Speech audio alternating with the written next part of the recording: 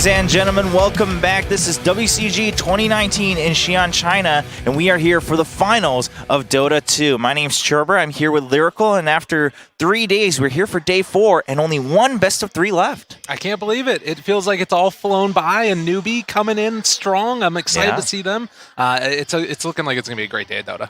Yeah, I mean, Newbee, of course, kind of made a splash through that round-robin stage, 7-0 undefeated going into the knockout stage yesterday. Had a little bit of trouble with the Hippomaniacs, but they made it all the way through. No, definitely, and they looked like an entirely new team from what we've seen all year from them. So I'm excited to see if they can close it out today. They got some stiff competition in Cignal Ultra, the team coming from the Philippines, but we'll see if they can handle it. Yeah, Cignal Ultra, of course, finished second in the round-robin, so there were a couple, kind of shifts that we weren't expecting in that round-robin. Right. Of course, CDEC, kind of the team that everyone was hoping to do really well, but they eventually scraped by in third last night, so if you missed that, they do beat out the Hippomaniacs, so they get a little bit of prize pool for themselves, $20,000 US.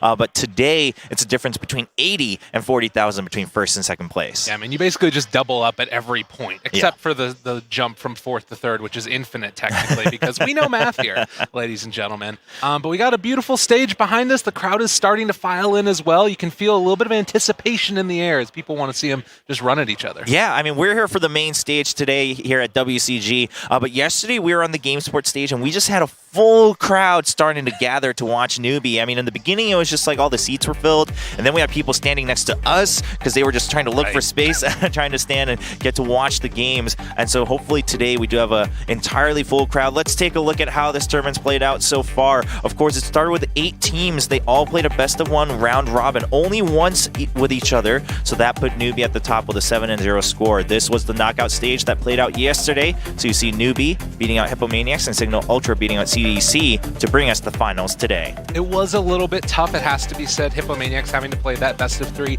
immediately after losing their other one, but still, nonetheless, I think that this is what people might have expected coming into this tournament, with the exception probably of the 2 teams and the winners. I think that Hippomaniacs versus CDC, people might have thought would have been the grand finals, but instead it was the 3rd, 4th place match, and now we got these 2 teams coming to the stage and the crowd loving it. All right, we're going right into the final match. It's going to be Newbee on stage. You see him, and of course Cignal Ultra coming in looking pretty confident as well. Of course, during the round robin they still lost to Newbee, but that was a best of 1. Things are a little different now, and we should note that both of the semifinals in the knockout stage went to a 2-1 as well, so there weren't any entire stomps between any of these teams. No flags exchanged today. It's all for glory, keeping it for themselves. Yeah, Cignal Ultra, it's a team that we together have actually not got to watch at all in this qualifier or in the main event leading up to this. But it's filled with a couple of different teams and a couple different players that are quite strong. So Nando, to me, is going to be one of the standout players that you're going to see. He played on Execration. You can see Newbee, of course, the key players here that we've been talking about for a while. SCCC, and of course, Gia. Yeah, Gia listed as Maydeck here on the roster, but we talked a lot about SCCC. Of course, he's been the focus with the Invoker picks, and he had a couple flashy moments, but you mentioned it yesterday during cast.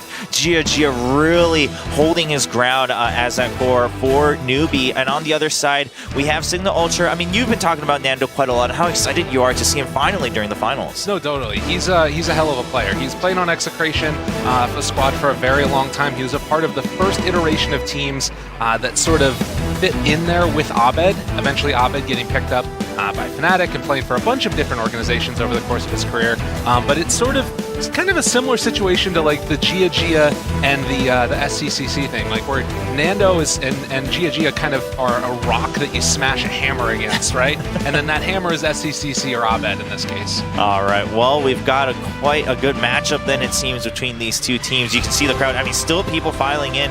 It's currently just about to hit noon here in China, in Xi'an, China. So everyone just trying to grab maybe a couple snacks before they come in, because it is a full best of 3. Hopefully goes to game 3 just for the fans more than anything else. Yeah, and we did start a little bit early as well, a little bit ahead of schedule. I know, shocker, esports events ahead of schedule. Look out, everybody. But part of the reason that people are coming in is because of that as well. So we might start to get even more filled as the games go on. And I'm personally hoping we go to a full 3-game set yet again. I think that's what the crowd wants. That's what we want. That's what the players probably don't want that, but you know what? They'll make do. Yeah, I mean, it's a best of 3. It's not a best of 5. I think they'll be able to manage, sacrifice a little bit for the fans and for us so that we can enjoy the games. And here's the thing, right? I mean, I think especially in a best of 3, it's so short compared to a best of 5 that if it turns into a 2-0, a lot of times it's really, I think, more because one of the teams just didn't have the momentum ever to catch back up. It's true, and sometimes you would have a 2-0 that would have been a 3-0 in a best of 5. Well, it looks like we're jumping right in the draft. We're not wasting any time today. Day 4 of WCG 2019 set in Xi'an, China. And here we go. Cignal Ultra on the Radiant side and Newbee on Dire. Big things to watch for here. Cignal Ultra, they have the last pick. Going to be trying to counterpick mid, most likely with that one. Oftentimes, Newbee like to save that last pick for SCCCs, which means probably going to be seeing it in the 4th pick for them. The key bans that we've been seeing throughout the tournament, Mars has really risen up a lot, which is why we see him banned out in the first phase, and Morphling also. I expect to see maybe a Naga Siren ban slitted into there at some point in time. We saw Nando play it very well in the opening matches, so could be something that Newbee try and take away from him. All right, a Tide being banned out as well. We saw that, of course, wrecking havoc a little bit against Newbee yesterday from the Hippomaniacs.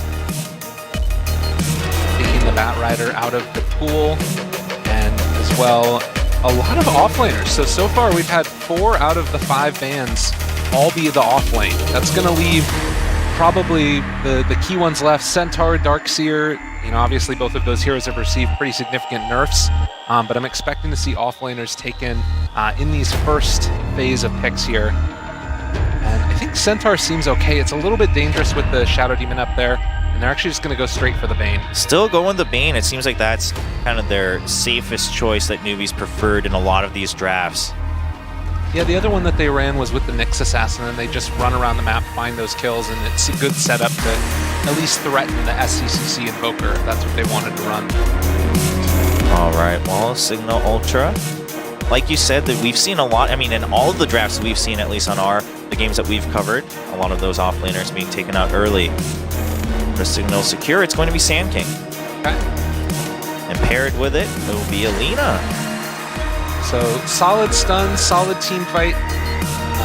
Lina giving you a little bit of that flexibility. It's kind of awkward because the flexibility is between the 2 and the 4 roll. And meanwhile, Sand King, his flexibility is between the 3 and the 4 roll. So one of those 2s gets revealed what position they're in based upon the next round of picks pretty quickly. In this game, I kind of like the idea of it being a 4 Lina and a 3 Sand King. Try and punish the fact that they've taken this Bane on Newbee, who's naturally just going to be having a little bit of a team fight disadvantage. All right, and then the Juggernaut. We talked a lot about Juggernaut so far in this tournament. Haven't seen him as much, but does get selected in this game 1 in a best of 3.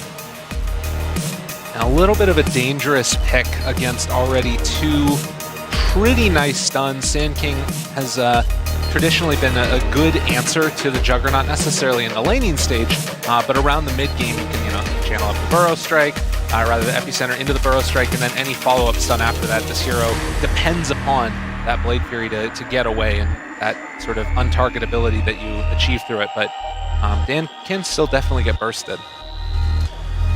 Axe going to be the next ban coming out from Newbee in the second phase. And Grimstroke. Lots of attention to Grimstroke so far in this tournament. I mean, it's terrifying if you get like a double Fiend script off. It turns Bane into a ridiculous teamfight hero, so can understand that one for sure. Also, the Axe, they're going to take out the Sven, a good answer to the Juggernaut. We saw how effective that was that Newbee ran it the other day. You know that Sven can really counter out this hero, just mitigating all that physical damage. Yeah, I mean, if they've used it to the best of their abilities, of course, they don't want to face it themselves. They know what's doable. They've shown it yesterday during the semifinals against Hippomaniacs. So key things to watch for out of Cignal Ultra. If they do want to take another offlaner here, they're going to ban the Centaur themselves. They need to pick something that can survive the lane. Bane, Sleep into Juggernaut Spin really wreaks havoc. And no, they're going to go back for their position 5 here. So still keeping that flexibility between those first 2 picks, not really showing anything until Newbee does.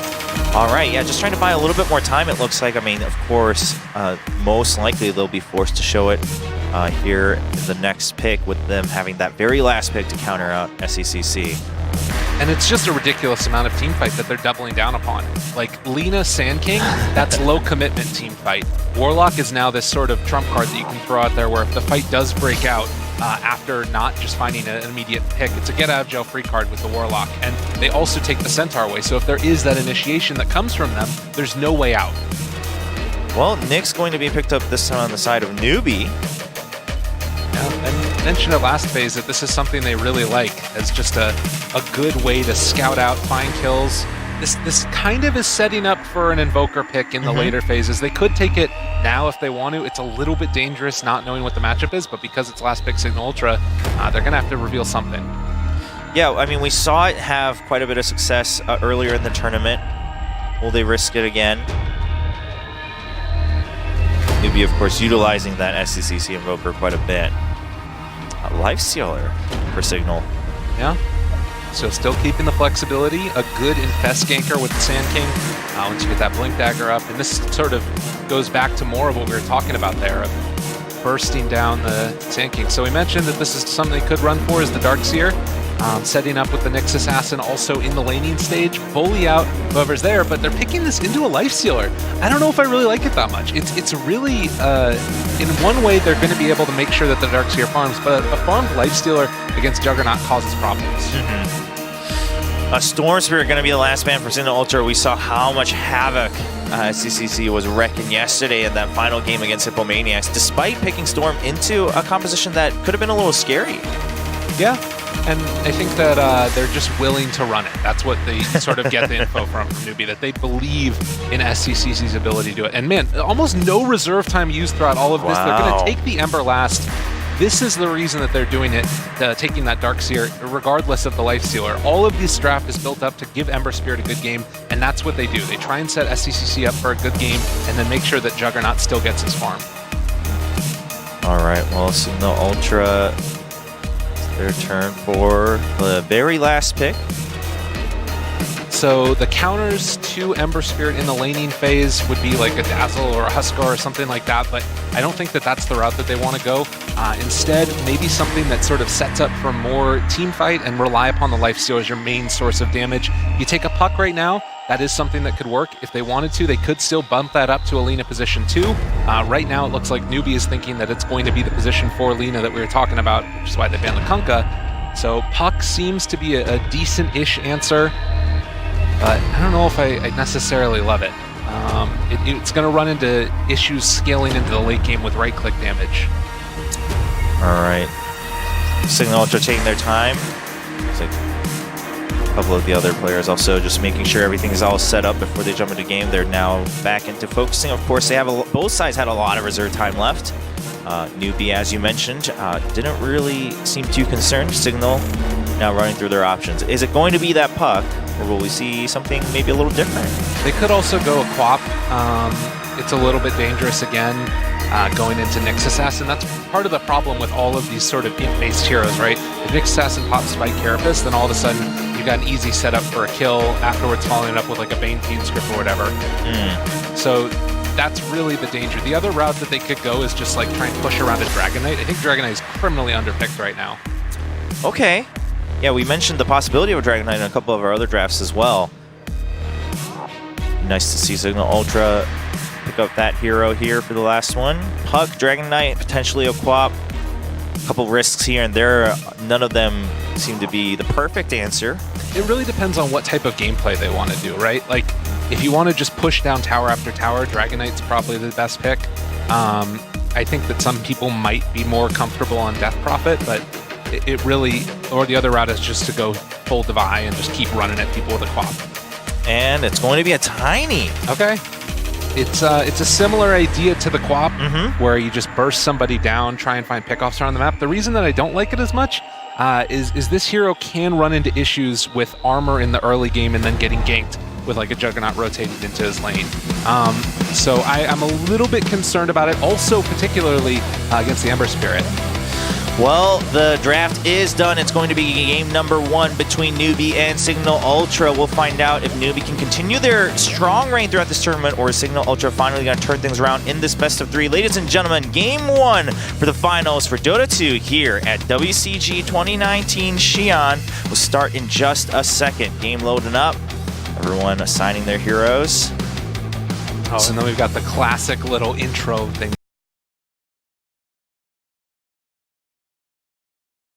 Prep, they're ready to go. They want this game to get started.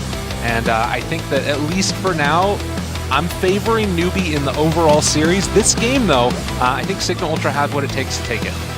All right, well, Cignal Ultra, they've managed to work around the draft a little bit, still a couple risks, but they've shown that they're ready to fight for the finals here in this tournament. WCG 2019, Cignal Ultra currently second ranked throughout the group stages, and they've managed to make it all the way back to the finals.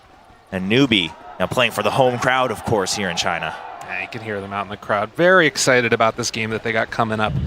And already, just moving out across the map, the Juggernaut is going to be matched up, it looks like, against the Lina and the Sand King. And this is what I was talking about. This lane can be a little bit deadly once they get the levels up, just with all the amount of bursts that they've got. And the taunts. That's what we do in Dota. Yeah, a little bit of contention here for the bounties, of course, early on, as always. It looks like Newbee trying to be a little aggressive on the bottom side. That's going to leave the top side potentially just for a trade for a 2-2. 30 seconds to battle. Yeah, and we'll see what Sand King decides to level first. That's going to be the other interesting thing to watch. Does he try and get the cheese shenanigans out there with the Sandstorm or something like that? I don't know if they're going to run in and contest this one. A little bit dangerous against the Darkseer. Yeah, and even on the top side, we do have the Lina coming up as well to help, so... Oh, they're still going to run in. It's going to be 3 versus 2. As soon as you see the Bane, they decide just to back off. Not worth it this early on. The bounty will go to Newbee. Yeah. So that's 2-2.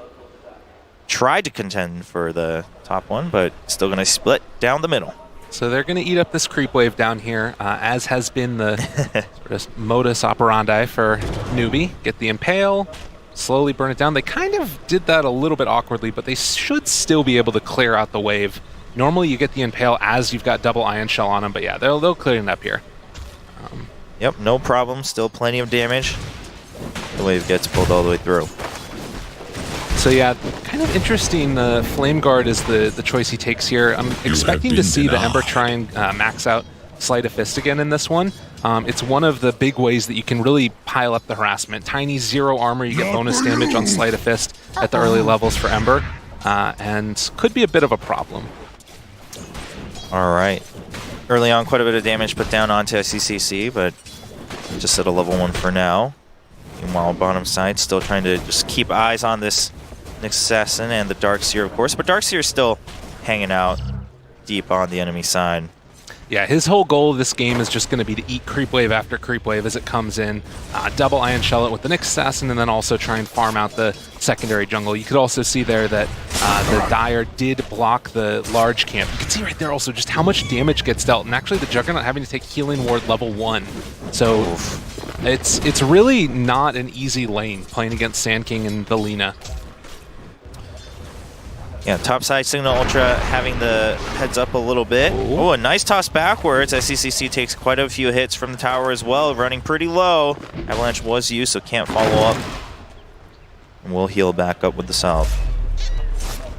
The toss back shenanigans are always a little bit annoying for Ember Spirit, but can also, you know, slight dodge a couple of the projectiles as they come in. Depending on how well he's able to do that one. Burrow Strike. Yeah, top side we do have the Burrow Strike coming in, but don't want to commit with the Bane showing up. No kills just yet. It's kind of cool, right? Because normally what happens is you... Oh, stun onto Bane. Bane cut out just a little bit. But Sand King was far behind. You shall not. This is kind of interesting, too. The salve usage right here didn't have an Ion Shell on the... Juggernaut quite low. There's the Healing Ward. Should be enough to bring him back to tower. Eris still looking for a good hit. She was trying to snipe that Healing Ward, but didn't quite get within the range.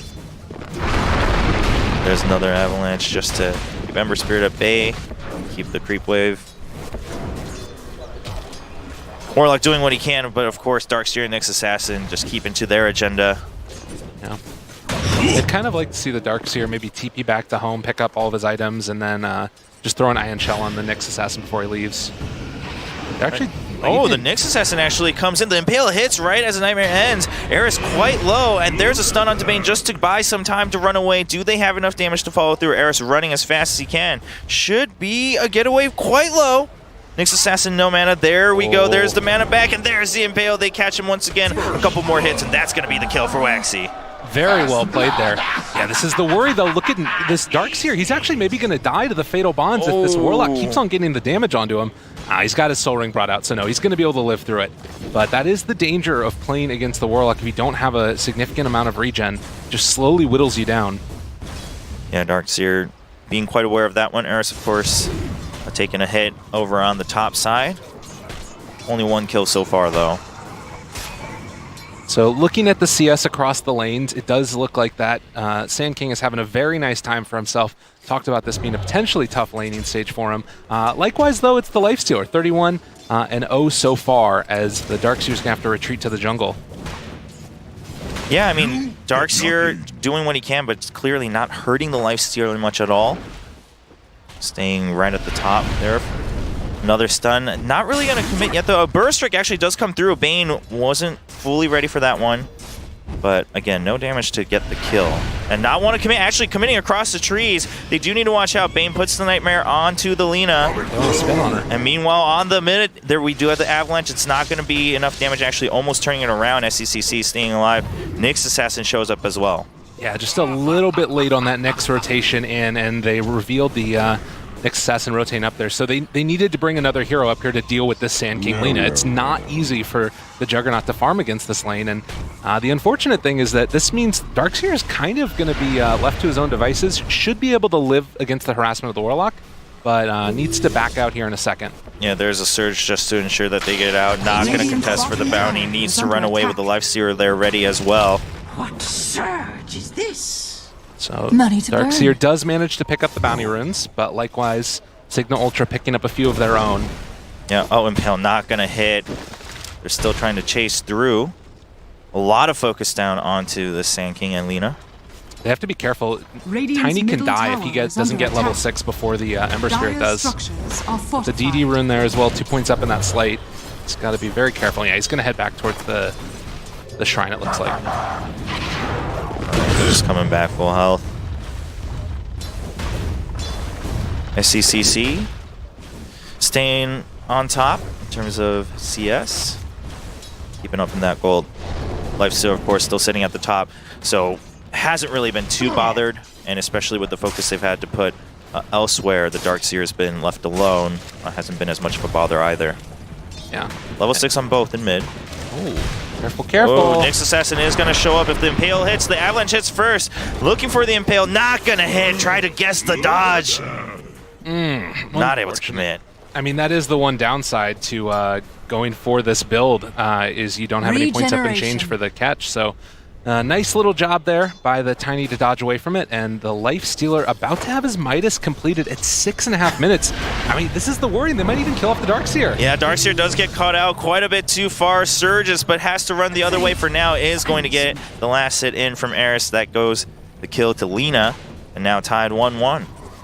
So again, the entire idea of this draft, it feels like, from Newbee is we're going to surge our Ember Spirit, we're going to Ion Shell our Ember Spirit, we're going to set up kills with our Nyx Assassin and Bane so that he can get accelerated in his farm, and Juggernaut should be able to have an okay time. Juggernaut has definitely caught back up after a little bit of a rough start to his laning stage, but the thing I'm slightly worried about is if Darkseer doesn't get into survivability items himself, he could just be food for the Lina even. Position for Lina at this point. If she gets Laguna Blade up, it's a quick kill after a Sand King jump. Yeah, a lot of bursts coming in from Cignal Ultra. They're ready for it. They're ready to turn things around. Of course, we talked about how much commitment they were putting into their draft as well towards just this team fight. They're going to try to catch the Sand King before anyone else shows up. Lina is on her way up. The spin coming in just a little bit late, so the Burrow Strike does get him out just in time. And Newbee just has to back off. Well played. Ion Shell turn around here, and Rage going to be popped. Lifestealer just tries to farm up into this. This is a level 3 Ion Shell, so he needs to be a little wary after the Rage wears off there. Yeah, just using it to make sure that he can keep up in CS, of course, like you said, with that Midas. Ooh, actually, Bane maybe goes a little bit too deep. There's the Avalanche, there's the Light Strike, and that is going to be a kill, going once again to Lina. He did get the ward at the very least, but yeah, not the best in the world.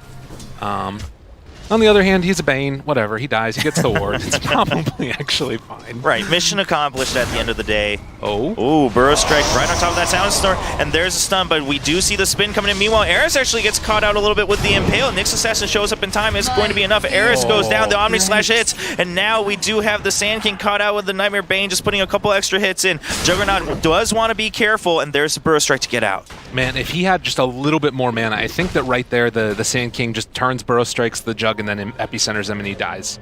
But didn't have the mana for the full combination there. Lina gonna fill up the bottle there for the Tiny. And I want to see this Tiny get active around the map. He needs to make some stuff happen soon. Yeah, it's been very quiet in the mid lane, actually. Just both sides harassing each other a little bit, but not able to make a kill happen on either. We had a couple rotations coming in, but none culminating to a finishing move. Meanwhile, a lot of attention on the top side of the map. Still only at 2-2 here, compared to some of the bloodbaths we've seen so far in WCG. It's been a quiet game. Yeah, and I think these teams just going to wait for their level 6s, the 10-minute mark, giving away tomes. That's sort of what's going to happen when you have the Darkseer versus Lifestealer matchup. That entire side of the map is just going to be nothing happening. Yeah, another move onto Eris here. A nice catch with the Nightmare. We do have the Impaled. Barely doesn't hit. Eris trying to get out. Gets the stun right under the tower. And another burst. Sand King now trying to keep him under tower. There's the Burrow Strike. A lot of damage coming through. Can Juggernaut get out alive? Oh, man. The creep wave showing up in time to help. And Bane diving behind the tower. Bane, where are you going? They're committing to this kill. They really want to catch the Lina. But way gone already. They're just out of there. Not sure what that tip was about. I'm sure he denied something or what have you. But nonetheless, a very interesting series of events as we get another little posturing here for the bounty rooms. Yeah, nice Impale. And then there's the Nightmare just find them some time to move out. Meanwhile, Darkseer maybe went a little bit too deep. Bit off a lot more than he could chew. That's a lot of hits. The Surge comes in just in time. Oh. Whew. If there was a creep wave right there, then Lifestealer probably just infests into it and finds the kill. But luckily for the Darkseer, did not happen at that point in time. Are fortified. Double damage! The DD Tiny. Let's see what he's going to try and get done, as Juggernaut already finishing off drums with the phase and picks up the salve to boot as well. Yeah, it's still been pretty quiet here in mid, especially for the Tiny. Like you said, needs to make a couple things happen. Yeah, I think that he just wants to wait for his Blink Dagger, and he feels like if I leave the lane, that's going to be set up for the Ember Spirit to rotate in, try and take some extra damage onto the tower. But you can see already it's just a 2,000 gold lead with even kills, with pretty even movements around the map. This is what happens when you have a Lifestealer just is able to get free farm down bottom, pick up a 6-minute Midas. Yeah, it seems like Cignal Ultra kind of happy to be patient, especially with how things have been going with the Lifestealer, but we do have a nice rotation showing up with the smoke. Juggernaut comes in as well. The Avalanche onto the Ember Spirit, but maybe used a little bit too early. There's the Fiend's Grip. Tiny doesn't have a way out. Nyx Assassin showing up as well. There's the Impale. That's 0 exits for you, and the kill going to Xi'an on that Juggernaut as well. I mean, well, look at that indeed. They bring 4 heroes. They ended up using 2 ultimates. I mean, it happens. They got the Gale.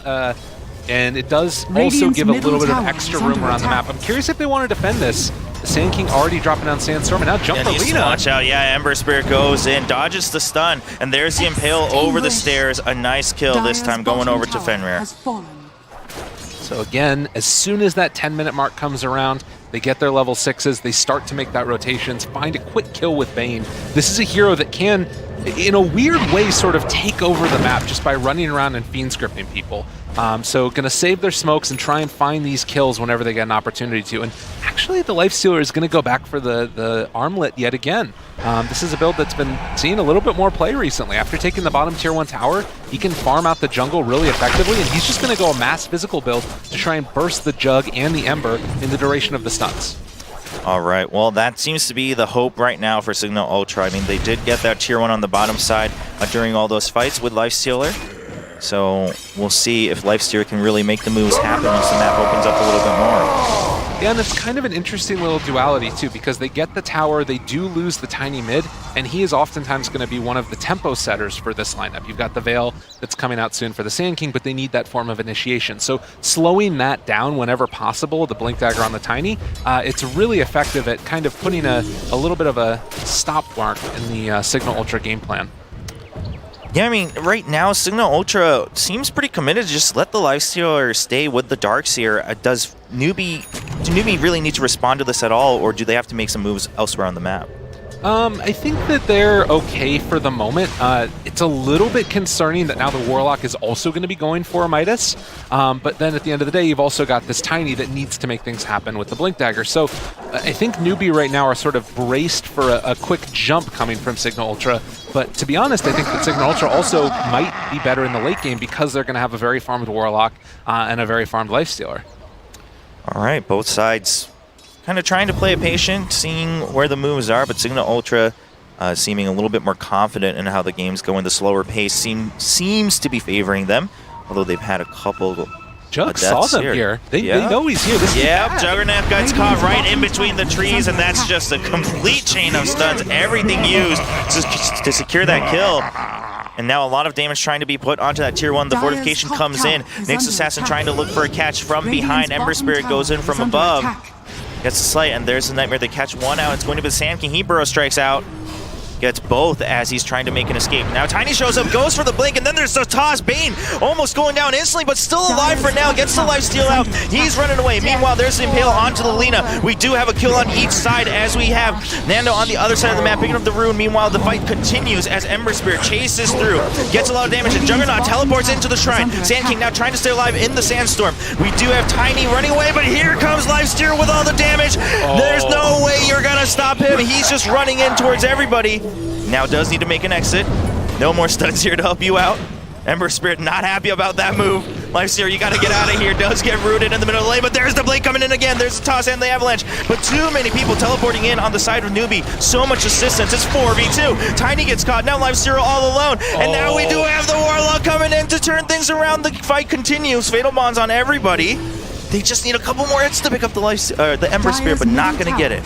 Man, so close right there. An absolute clutch, but then the Lifestealer gets nightmared at the very end because Bane was able to survive through it. Actually, TP's back in to the tier 1 tower to take that fight. Such clutch play there by both teams to bring him back. I thought the fight was going to go terribly when the Warlock didn't get any abilities off up near the top tier 1 tower, but the fight sprawled so far that it ended up working out for him.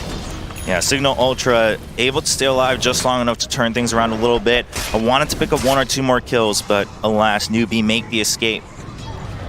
It does sort of show the power of the Cignal Ultra team fight though, right? Like you've got this ridiculous amount of very low commitment stuns as it looks like Lina is going to get brought down here most likely. Almost hit the stun, but she died to the extra damage coming from the drums popping there. Oh, and now we have Bane on the bottom side. Bane standing by as well with the Darkseer. Nyx Assassin looking for it. Gets the break. Does get the Impale. Oh, man. That's 2 in a row now that we've seen. Does try to bring him back in with the vacuum, but there's Burrow Strike left. I mean, the thing about that, too, is that you could have vacuumed into the Impale also. So the whole team kind of making some questionable plays there. But, you know, at the end of the day, that's what happens. Yeah, seems a little bit anxious with the Impales today. We'll see if that gets fixed for Newbee. So the things to watch for are, you know, Cignal Ultra wanting to fight around that Warlock ulti. You could see in that last one, right, they didn't want to commit it when the fight started to fall apart. He's being really, really careful with that ability because Cignal Ultra can take fights without the Warlock ulti. But really, it's better if they can just save it and then have the threat of it there, but still find pickoffs. That's going to be their big game plan, I want to say. Dire's top tower is under attack. See a couple pings for Vision. Just keeping track of where everyone is. Tiny sending out his illusions. Dire's top tower get a little bit more sight. So it is 2 drums picked up on Newbee, which isn't the end of the world nowadays. It's actually still pretty good because, you know, Juggernaut will often run through all of his charges early on. And it's oftentimes Ember Spirit also staying on the other side of the map. Juggernaut caught out a little bit alone, did see them, but maybe moving a little bit too late. There's the blink, and there's the toss right into the chain stun. I don't know if he had Blade Dire Fury off structures cooldown at that are point, but it would have been very greedy for him Radiant not to use it structures are fortified. at that point in time. And you can see that Cignal Ultra, given the tips to Gia, Happy about that kill. Now expanding a little bit to a 3K gold lead at nearly 18 minutes. And that's going to be a tier 2. So making moves happen right after that kill for Cignal Ultra. they're going to try and build into the Echo Saber next for Tiny, accelerate his farm, and like we talked about, this is going to be a quick another burst. blink and a combo, and that's just it. I mean, this is the thing. There's so. I mean, if they take this fight afterwards, Warlock should have ulti back up in a second. I don't think that this is the fight to take. Newbee seem pretty curious, so they're going to jump onto Life Stealer. They do get a lot of damage onto him to boot. We do have the teleports rushing in on the side of Cignal Ultra, so Cignal sticking to that fight. They try to get the Avalanche, they're not going to hit it, but here comes the Warlock. Fatal bombs with the Golem over all three members of Newbee. They need to run away as fast as possible. That's what I'm saying, man. You can't take the fight like that when there's Golem up. It's just too close to the tower. Oh, and now Newbee not escaping fast enough again. Blade Fury not used early enough. Gia goes down again. And another quick couple of kills. They use Vacuum Wall there. It looks pretty good for a moment, but it's not good enough. And now losing those big cooldown ultis, honestly, at this point, Cignal Ultra can do whatever they want. It is a little bit scary. It looks like they're going to try and find another pickoff. Newbee just continuing to run at their face. And this should be the play, right? Is to try and make something happen when the Warlock ulti's down. But it's down for a while. They just shrined up. You're not going to get that kill. They need to wait for the Jug. Yeah, well, Juggernaut being picked off right at the end of that fight, definitely costing Newbee quite a bit. Oh, he's under a sentry. A little too greedy. Nyx Assassin just standing right on top of it as well. Not even just in range. Is eventually going to back off. Of course, Sand King giving a little bit of a Q. Darkseer, safe for now. Does want to surge out of there, though. And now we saw a little while ago the Darkseer picking up that pipe. He needs to go for more of these survivability team fight items to keep his team in an okay position. Because again, you look at these heroes, right? The Ember Spirit, the Juggernaut. They're very survivable, but that survivability depends upon A, Blade Fury, or B, just elusiveness naturally coming from the Ember. If they get caught, if they get burrow struck, I mean, the Sand King is such a good pick for this. They can get chain stunned and killed. We've seen it time and again. Cignal Ultra did expand their gold lead quite a bit with those fights as well. Lyric also, right now, like you mentioned, I mean, they're at the top of the game. They have the control, and they can determine where this goes from here on out. Yeah. They need to be together kind of on Newbee, but at the same time, what we talked about in the draft, they really don't have that team fight advantage. And this is one of the issues with picking the Bane, is that, yes, you can run around the map, find Fiend Script kills, but when it devolves into this, like, 19 to 26 minute mark or so, he doesn't do all that much in the fights. Yeah, I feel like that's been the repetitive theme that we've seen. And they've made it work before despite some of the disadvantages, but this time Cignal Ultra definitely not leaving those windows open. I mean, a lot of the other times it was the other team maybe taking a little bit too much time, or Newbee in fact having the advantage. Right now, Cignal knows that they have the advantage. They're trying to stick together for a couple extra kills. Almost definitely. And going for the Sanjin Yasha, kind of a cool build there. Warlock has his Midas done. Steals away that last hit from the Life Stealer. You love to see it. Securing whatever gold you can. Tiny Illusions just scouting out the middle of the map. So a cool pickup here for the Ember, picking up the Maelstrom. I think his inventory is going to look almost identical to Juggernaut's in the next couple of minutes. I'm expecting Jug to also go for a Maelstrom there, and then eventually into Mjolnir. I think that Newbee's lineup, it's a nice timing window here when they have the mechanism. They might want to wait until they get the full Greaves, but it looks like Cignal Ultra not wanting to give them that type of time. Tiny is still mid, which is a little bit dangerous, splitting up with only 4 of them. But Warlock goes ulti again, so that's their Get Agile free card. Yeah, I think Cignal Ultra pretty confident in their team fight. I mean, Tiny, of course, with the blink can jump in afterwards and follow suit with a couple extra picks. Tiny now starting to maybe make a couple moves, trying to diminish that pressure in mid. Juggernaut all the way up top as well. So Cignal Ultra needing to make a move here, and that's going to be it. That's going to be the tier 2 on the bottom side. They've made their choice, and now they back off. I really want to watch and see what the Sand King's next item is. I think he actually needs to go for some type of a tanky item for his team, because right now he has Veil, which is damage application, but with a pipe it mitigates a lot of that. And now also the mechanism done, the Greaves very close to being completed. This might be the thing that Newbee needs to separate him a little bit, is just those big team fight items. All right, Newbee, they are Smoked up. Nyx Assassin, of course, staying ahead with his own invis, just trying to get a little bit of vision. A couple Radiant pings as are we scanning. see some movement going into Roche Pit. Lifesteal not Dire's starting it middle just yet, tower though. is under Everyone else attack. from Cignal Ultra they're gathering around right at the edge of that vision. And now going to be spotted. As we see Ember Spear trying to jump in. We are going to see the blink out. Warlock gets caught out a little bit. He just needs to use the Golem right now just to get it out, have it on the map. Meanwhile, on the other side, we do have the Fiend's Grip onto the Tiny. It looks like there's the Blade Fury coming out. The fight is split in two. Meanwhile, we have SCCC going bananas as he picks up 2 kills, 3 kills, and it's going to be only 2 members left alive on Cignal Ultra.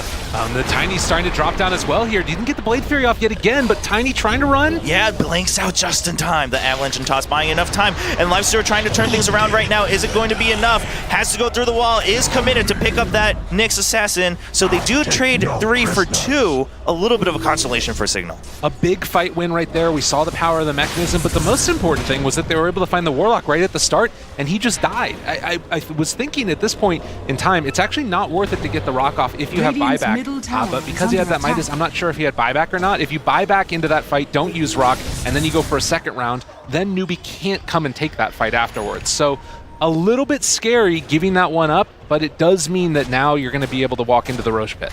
All right, yeah, Cignal Ultra with everyone back up. They're going to go ahead and start it. Dire Of are course, scanning. Newbee has to be aware. We saw the scans coming out. Newbee now poising themselves to start yet another fight. They do know that the Warlock ulti's been used, so that's not in their danger. Nightmare on the Warlock, but Warlock just buying some time for the time being.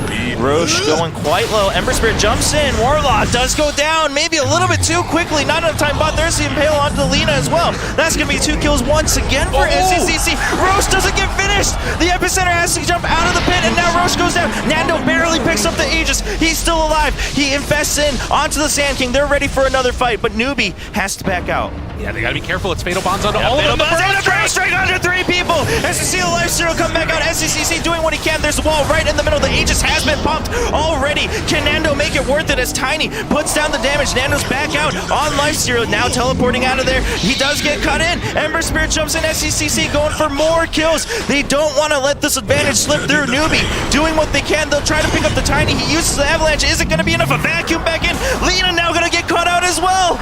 Oh, Newbee, you did it to him. Easy peasy, triple kill for SCCC. Middle tower is under attack. Nando shows back up, but it's not Radiant enough. It's a little structures too are late. fortified. That was so sick. And again, it's like beautifully placed. And the big thing that we saw there was he was able to finish off the Radiant's Guardian middle Greaves. With the tower win that has they got in the last fight, he got enough gold to finish it off. And with the Fatal Bonds onto 4 of them, Guardian Greaves takes it off some. He's able to turn it back around with all of the healing in the world. And a sick play there. But again, it speaks to the problem of fighting with that Warlock ulti off cooldown. You have to have that ability. Think about if that Fatal Bonds onto 4 had a Warlock Golem right on top of it. That's an easy team wipe. But they don't have it, and instead it's Newbee with the GG boots and making it work, man. Yeah, I mean, Cignal Ultra, they didn't have their cooldowns. They got cut out a little bit too far as well. And a little bit of a miscommunication there on the timings that they needed to finish off that Roche. I mean, they did pick up the Aegis, but they had to use it barely to try to get out and pick up, 1, maybe 2 kills in trade for all 5. I think there was at least 1 buyback there on the Warlock. Not sure if we saw any more. But man, it's close. You gotta play this one safe now. You lost the Aegis. It was about a 5,000-6,000 gold swing, I want to say. Yeah. And you look at these net worth right on the left side of the screen. Lifestealer being on top is good, but the fact that all of the rest of the cores are below the Dire heroes, this is not where you want to be sitting with this type of a lineup. Lifestealer can't carry this alone. Yeah, I mean, he's been sitting at the top, but like you said, Newbee's been patiently biding their time, and of course, this fight alone has helped so much. SCCC really staying on top of his damage, and everyone else from the side of Newbee assisting as well. Normally, this would be the moment where, even in that last fight again with all the Fatal Bonds, the Lifesteal Radiance would have been the thing that can kind of amp up that damage and be accentuated by Fatal Bonds, but going for the single target build, he kind of needs to be able to stay onto a target, and that's where Darkseer is so good, having that Surge available. Maybe we see an early Nullifier get picked off to purge the Surge when it comes out. The smoke's going to be spotted.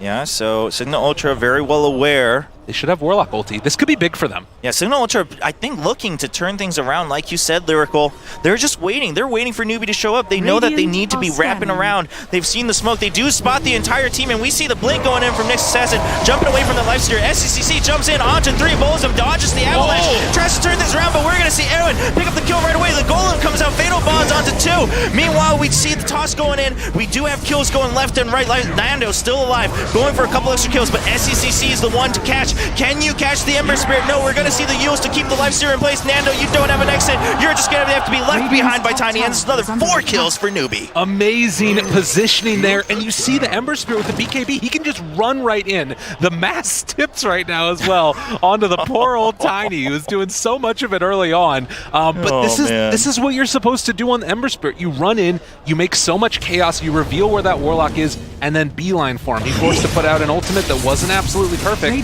They need some low cooldown ways to catch that Ember Spirit. Yeah, SCCC jumped in so confidently early on, like you said. The Golem, the Warlock ulti coming out, only catching 2, not able to utilize it too much.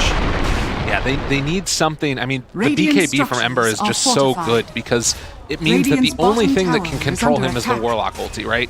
And at that point, if you're using the Warlock ulti for that, you're not using it for the Jug. You're not using it for the big AoE stun that it provides. They need to see something like an Abyssal Blade at some point on, I guess, probably the Lifesteal. There's just so many items they need. I mean, yeah, it seems we keep going back to it, and a lot of it perhaps kind of biting them back from the early choices that they made, like you said, Lyrical, especially on that Lifestealer.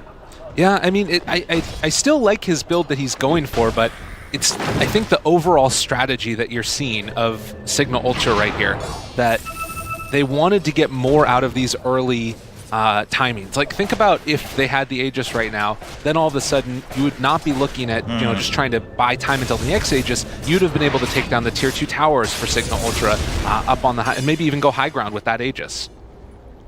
And that being denied to them by the sort of extended and tough fight that they took has meant that everything else after that's been slowed down. Yeah, well, the lead stays with Newbee. Still not completely out of control just yet, of course, and Ultra doing what they can.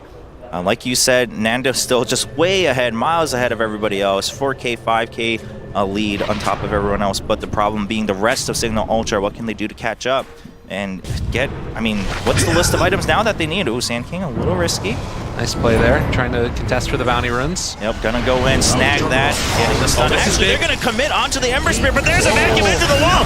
Nice catch from above, and that's going to be another kill. BKB now popped for SCCC. He's jumping right in the Omni Slash, trying to chase through as well. We're going to see Darkseer just making everyone go on a merry-go-round chase, and a nice toss backwards to pick up the kill.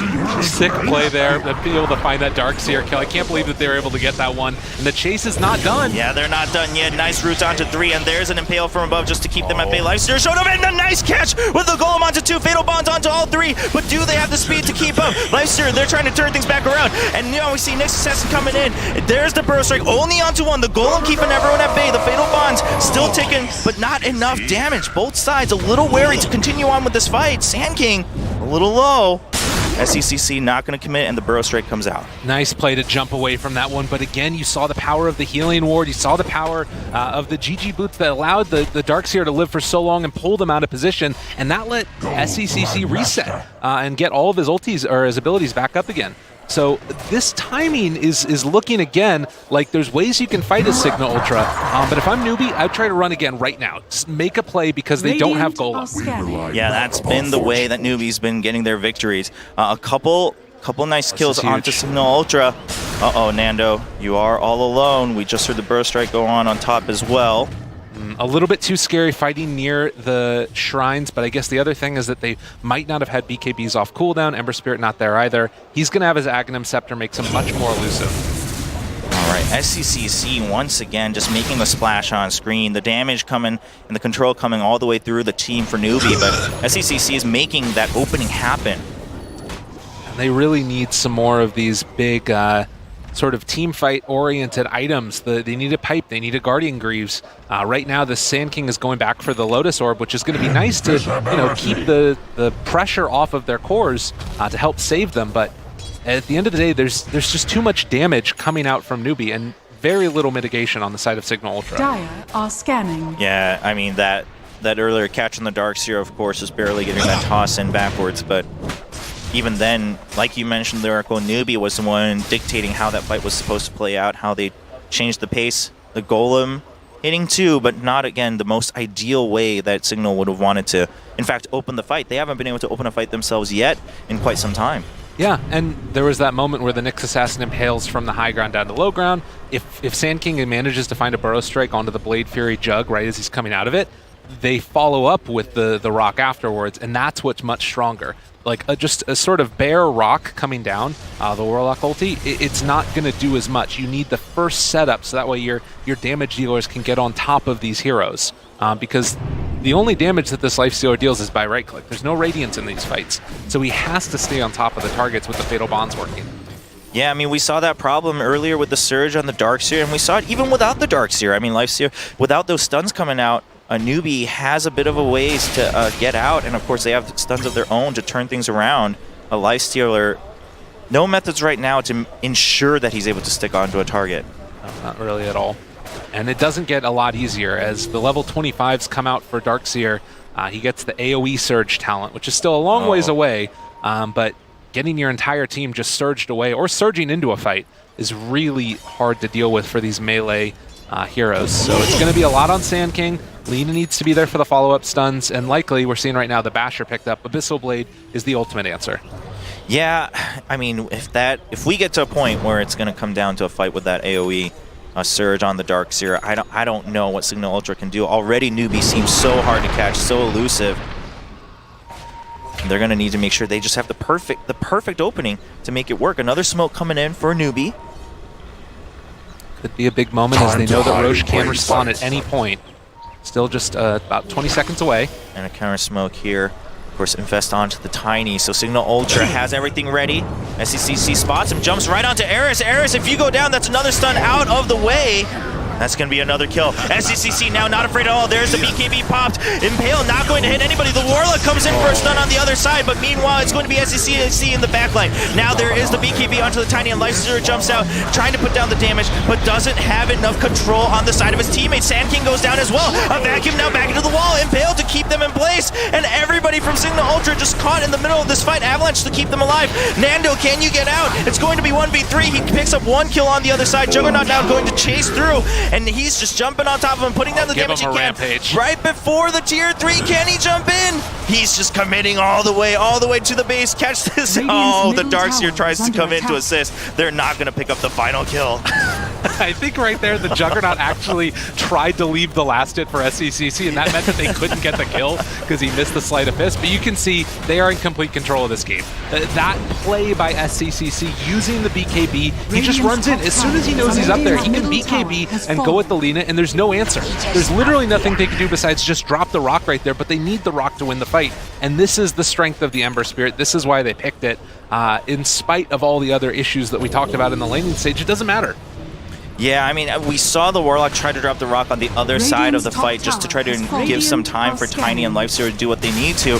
But again, it didn't hit perfectly, and Newbee was able to work around it, clear out all the other heroes on the side of Cignal Ultra, and it just left 2 men behind as we see the Roche going down in favor of Newbee. Yeah, it hit exactly one person, the Bane, and that's the position 5 that really doesn't matter at this point. This game is feeling like it's completely out of control, and bottled up DD for the Jug. He is ready to party. Yeah, a very tough one. Because now the other thing that the Ember Spirit has, he doesn't even necessarily need to pop his BKB at this point. With the Aegis, he can just run at them. And if they blow everything to kill him once, he's coming back second round and BKB'd immediately.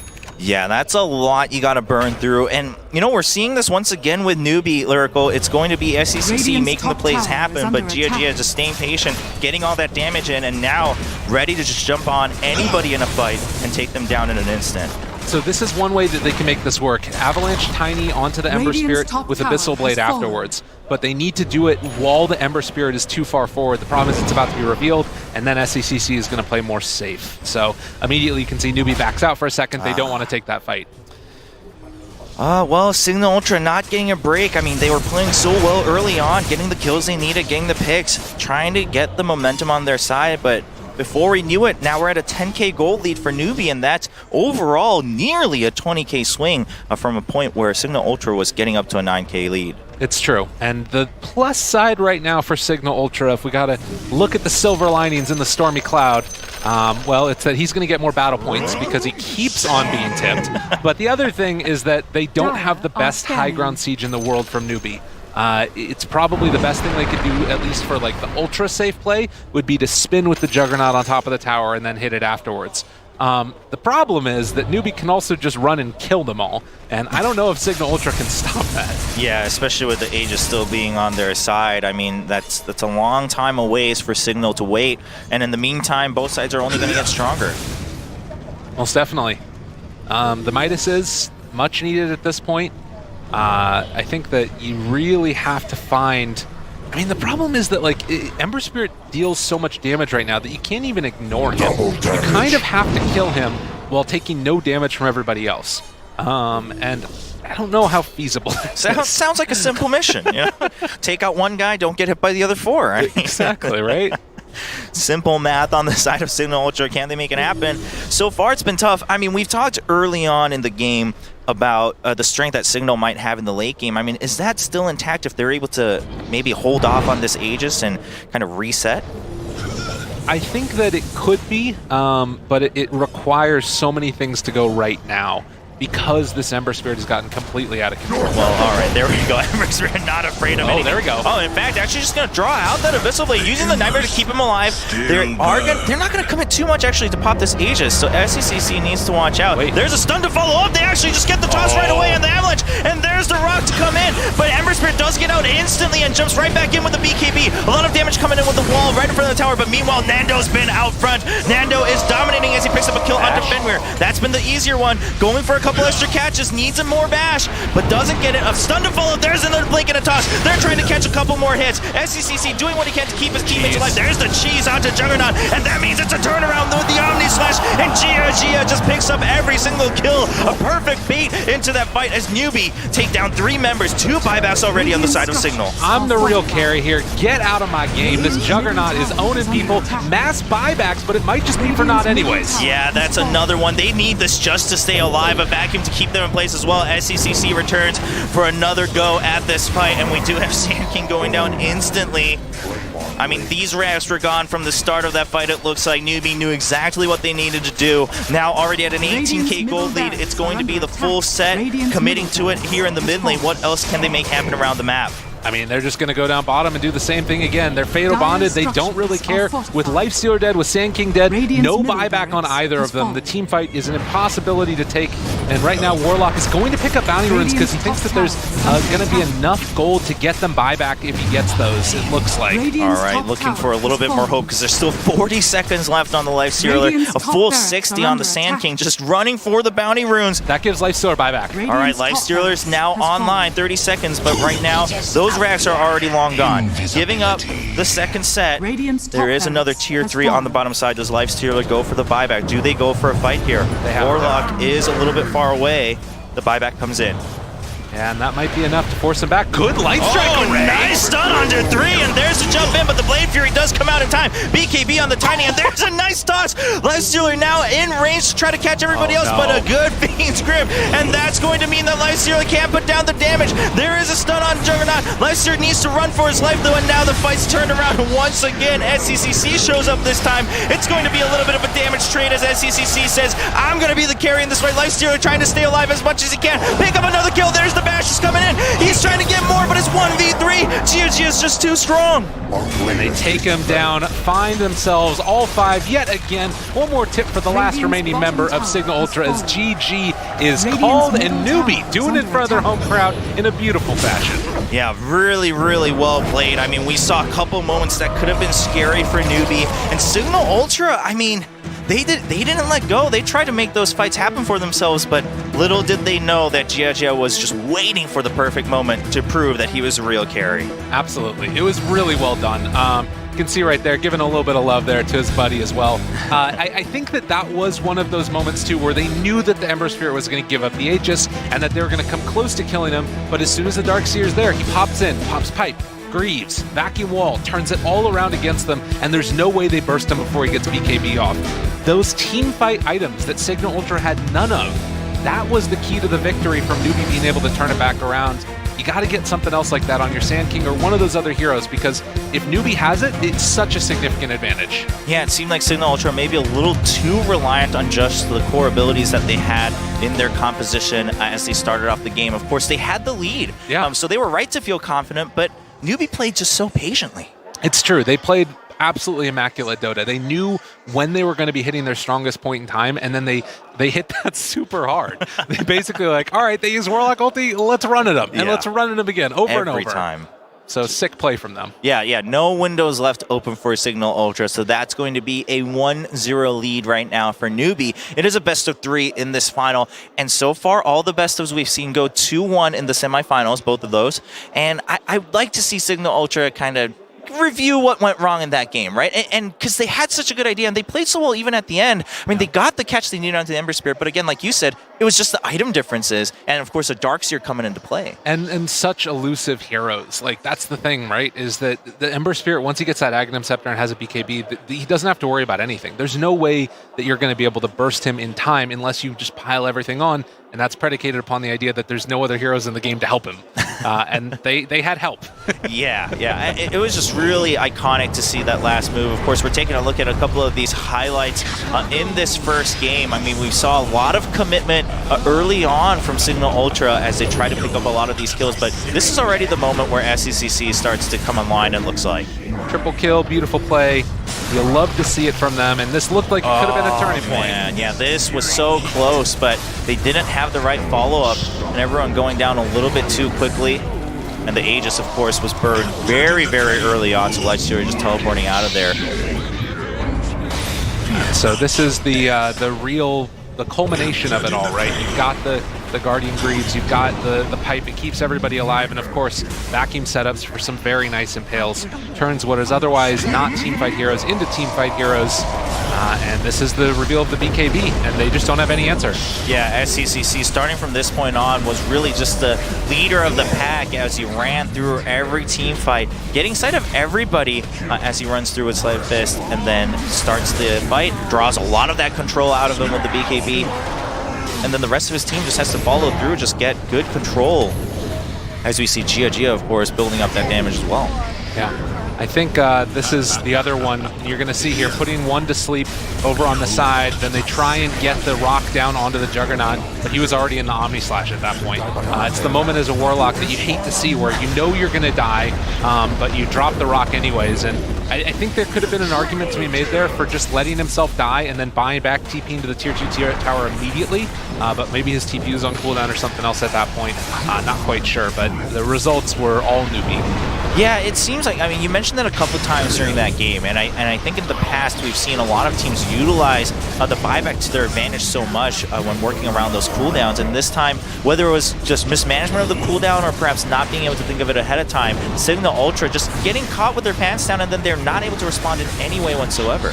No, it's tough. It's a really hard situation to know the perfect play, because sometimes you've also seen teams do the buyback and then afterwards they haven't had an ability to get there in time. So very tough. Yeah, I mean, that takes a lot of planning ahead, of course. We've seen some teams just always have that in the back of their mind, which is impressive. But in the heat of the moment, sometimes maybe it's not ready and you just go for the rock. And had it hit the Juggernaut, maybe things would have been different. But every time it hit just one less hero than you needed it to, it felt. I know, or there was one less hero that you needed on your team that wasn't able to follow up with it. Like, it's a hard fight to take, and I still stand by the fact that I think that Cignal Ultra had the better team fight, but they didn't have the better damage mitigation, and that was probably, to me, the biggest standout performance between the two.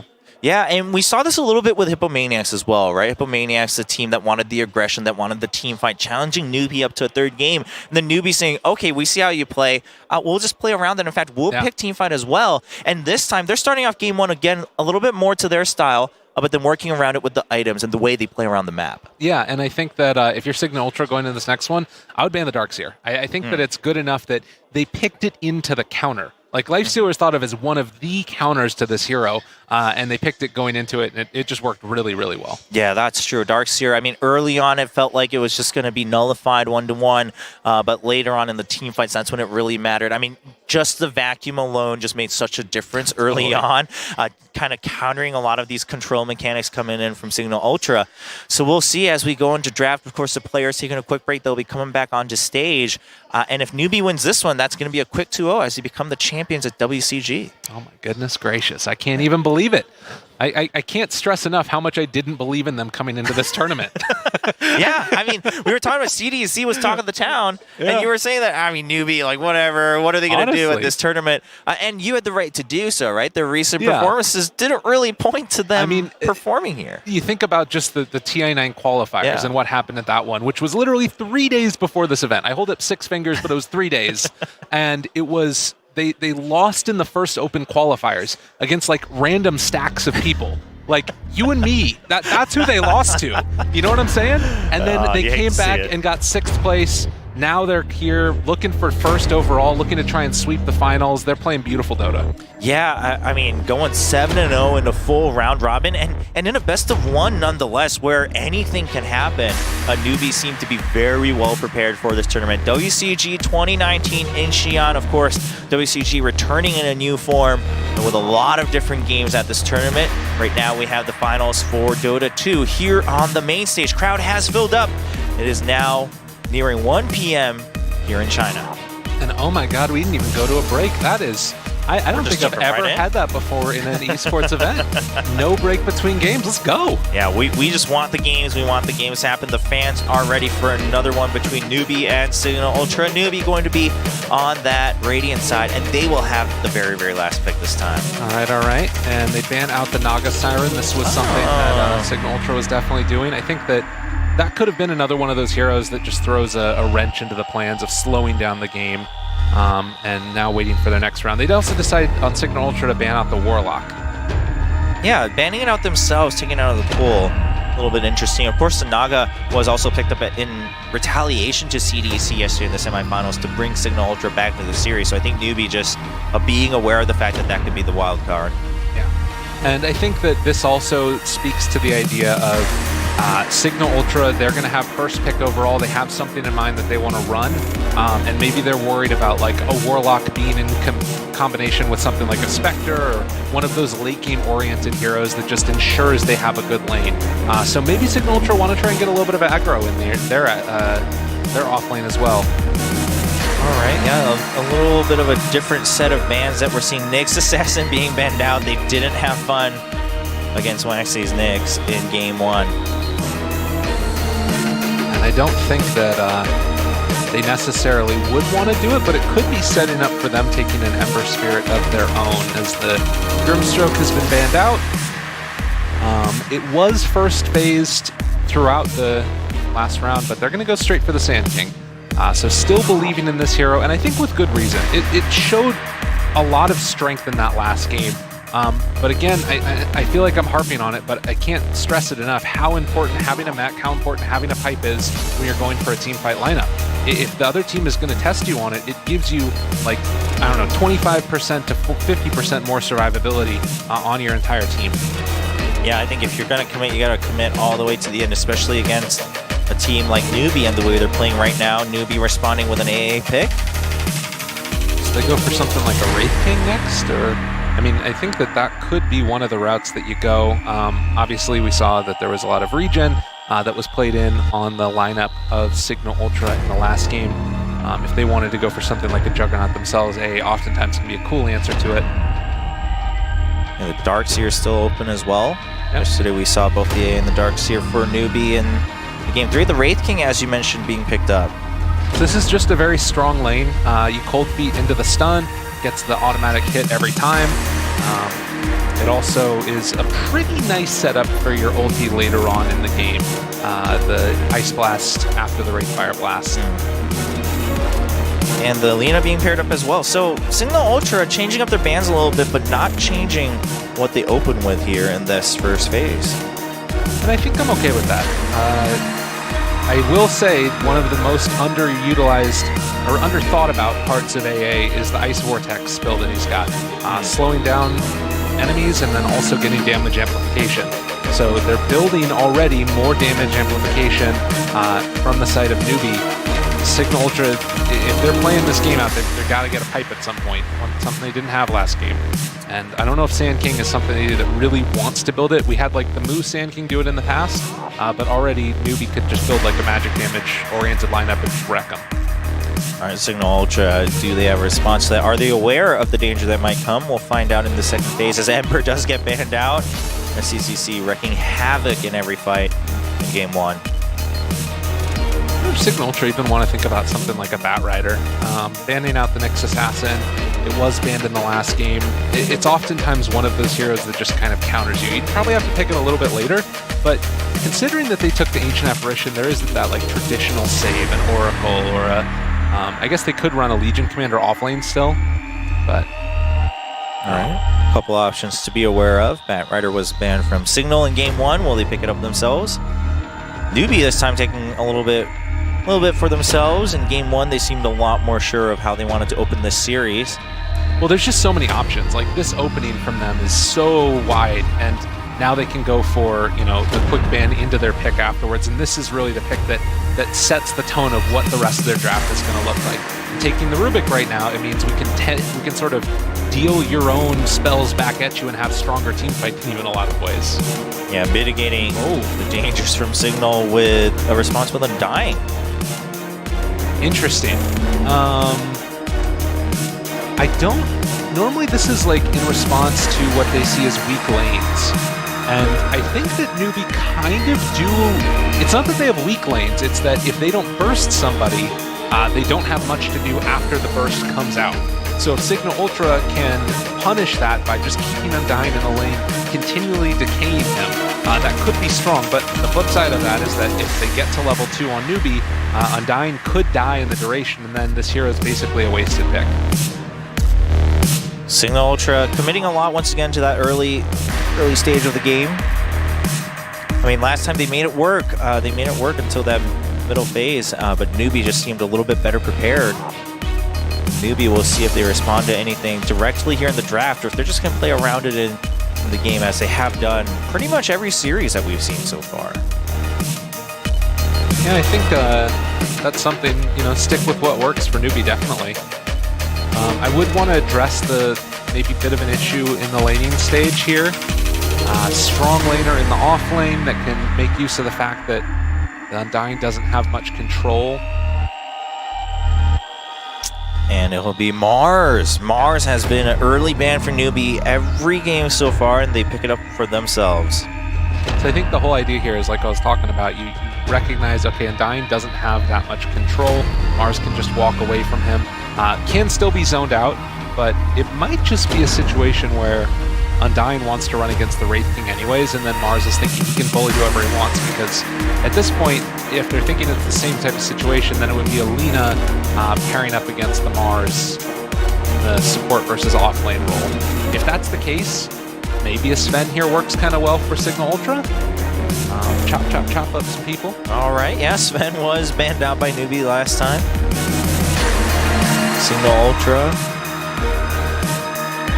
looking for a little bit more on the damage side, looking for the course here for their last 2 picks.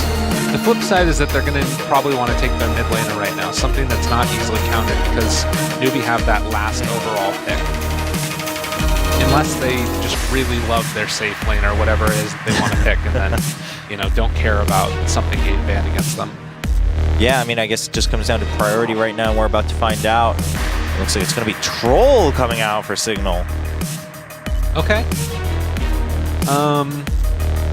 Kind of a cool answer. I think that if he goes for the Diffusal Blade build, could punish this Wraith King early until he gets that level 20 talent of no reincarnation mana cost. Troll isn't like the sort of late game carry that he used to be, where you just permalat bash people and then you end the game. Much more often what he's seen now is sort of this very fast accelerating core. If this were earlier, I might have said that they take a Magnus last from Cignal Ultra and then just run Lina in the mid roll. I don't like that option. And yeah, they're going to go for a Storm Spirit instead. All right, taking the Storm for themselves, keeping it away from SCCC as well. Of course, we saw the last two bans kind of putting a lot of attention to that mid lane, Kunkka and OD being banned out. Last pick for Newbee, what's going to be for SCCC? Core that answers Storm Spirit. They don't really scale that well into the late game for Newbee, but they also don't have much tower taking potential. Maybe this is a time to go back on the bag of trips and pick the Death Prophet. It is a hero that he rose to fame on, kind of. Was very, very strong when he was on Newbee Young. But it does kind of put them on a clock at that point, which isn't the worst thing in the world. Try and end the game before Storm Spirit gets 25. I wouldn't hate that idea. Well, I think if anyone's capable of it in this tournament, it's going to be Newbee. Just saw a look at the crowd, filled up entirely, and it's going to be Quap in the mid for SCCC. How could I forget? The SCCC Quap was actually, I think he might be the best Quap in the world. And this is another one of those heroes that after he got onto the main Newbee squad, he made a name for himself on, is just going to completely wreck this Storm Spirit in the mid lane, at least in the laning stage. This is going to be really tough for Storm. All right, well, it's already looking like a tough game for Cignal Ultra. Then they're down 1-0. Can they bring it back for a series, or will it be a 2-0 victory for Newbee?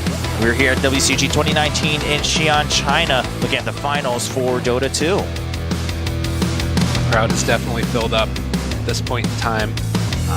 A lot of teams and a lot of people here rooting on the local squad of Newbee. I think that they've really found some redemption in this tournament, feeling like they've got a chance to stick together as a squad. But of course, Cignal Ultra on the other side, coming from the Philippines. No strangers to adversity. They are looking to maybe pull a little bit of an upset here in this game number 2. All right, well, we're loading into the game right this moment. Ladies and gentlemen, don't go anywhere. This is game 2 in a best-of-3 series, looking to lift up that trophy in Xi'an, China for the new WCG 2019, and we're off to a start. All right. Get the smoke out, get some wards down early, get a little bit of love from the crowd, and see where the tips go. Oh, my God. We're going to have it again. You know it's going to happen. Yeah, I mean, no time wasted. Newbie really liking the fact that Tiny last game was intent on all the tips, and they're just returning the favor.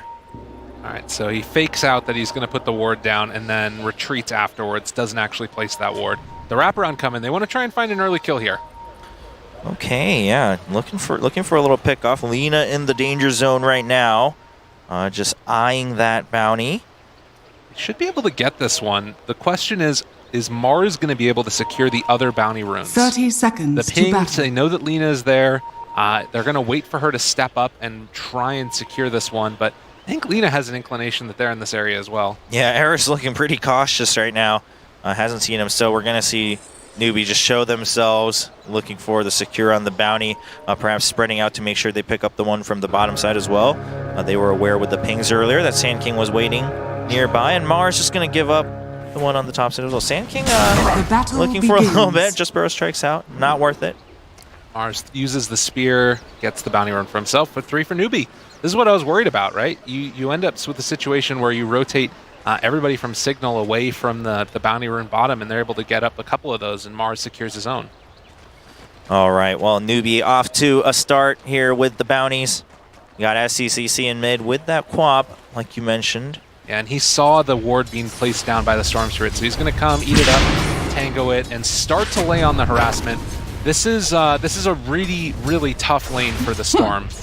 There's nothing you can do to him just walking up and daggering you over and over again. All right, yeah, Storm's going to be real careful here. And we saw what SCCC is capable of on a lot of the heroes he's played, and this time it's going to be Quap.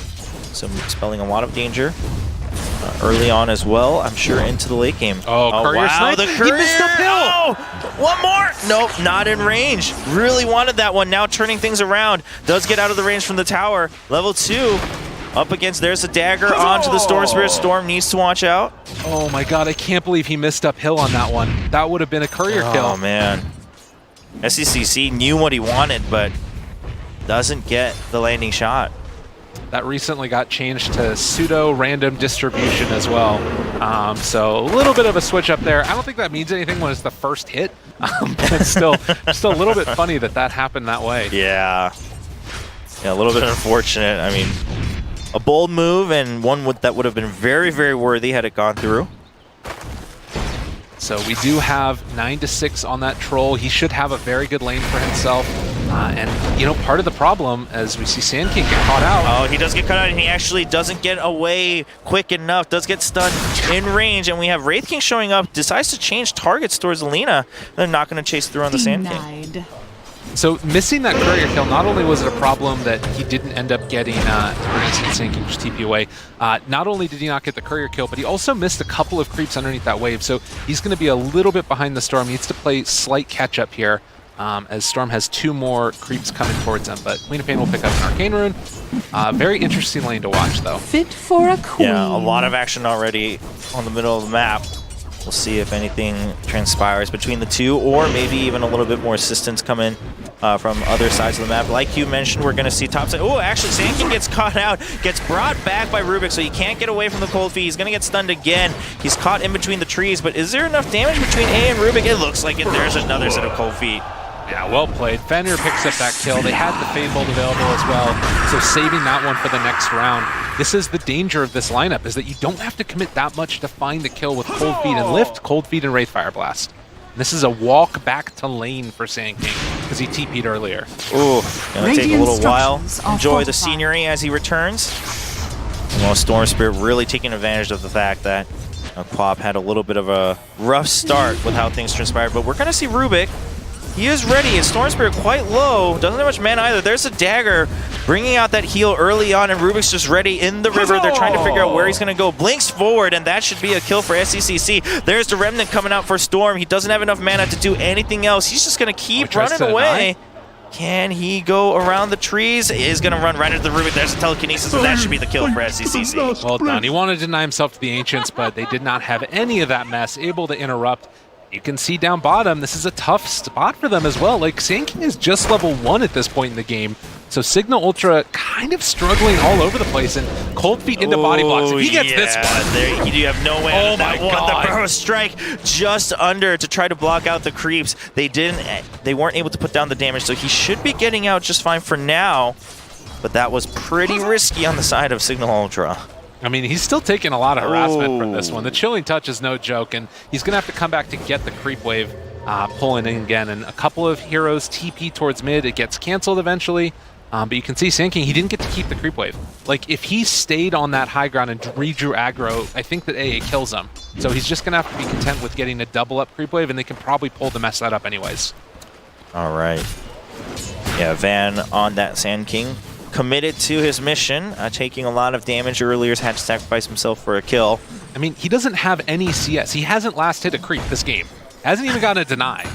This is a really tragic Sand King game so far.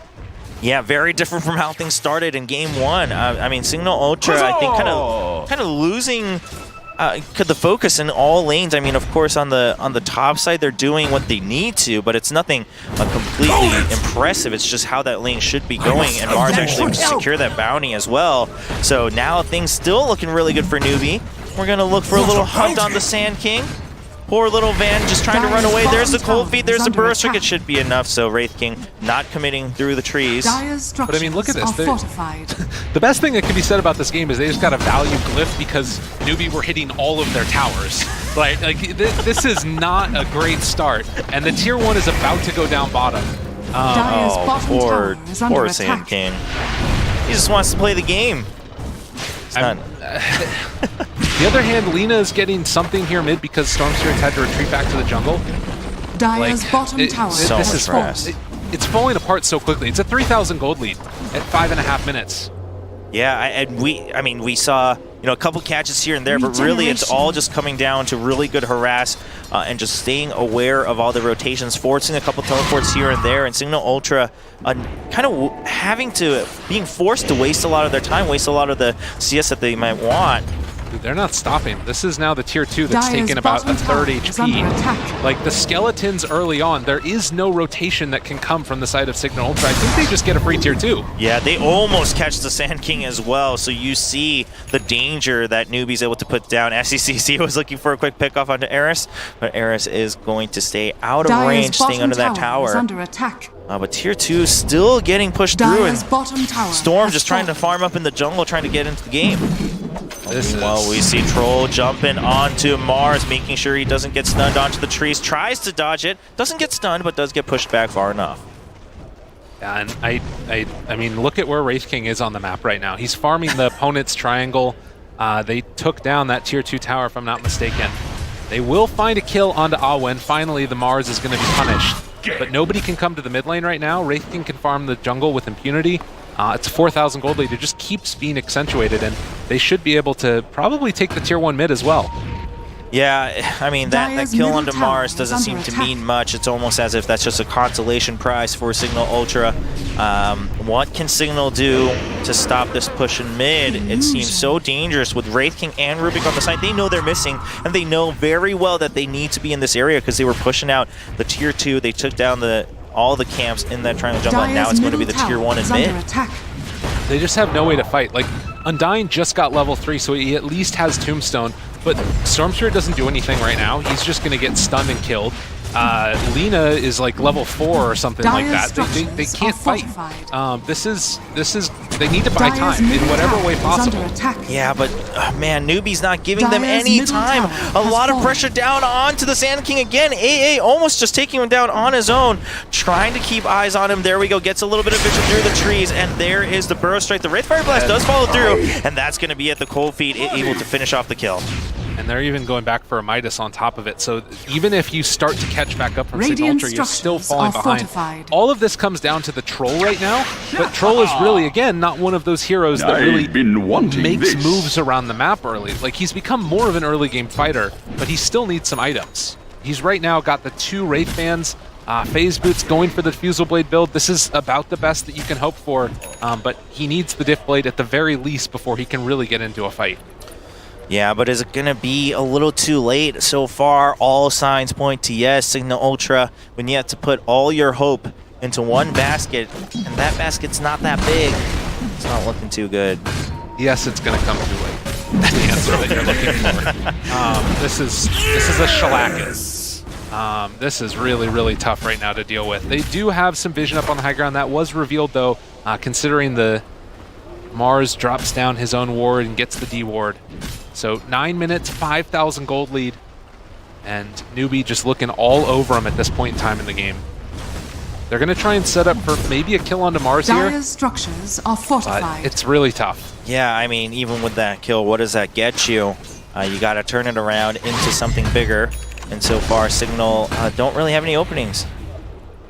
Now, I'm feeling very doom and gloom, but I will say, if somehow, some way you get to the late game with this lineup for Cignal Ultra, you will probably win the game. But that is predicated upon Newbee not really doing a lot in the early stages, not taking advantage of this early game win that they've got. The other thing is, like, the Midas on the Wraith King, part of the reason it's so strong is because when he gets to 20, he doesn't have to worry about, like, the Diffusal Blade on Troll anymore. Dire He's going are to still have his scanning. ultimate available.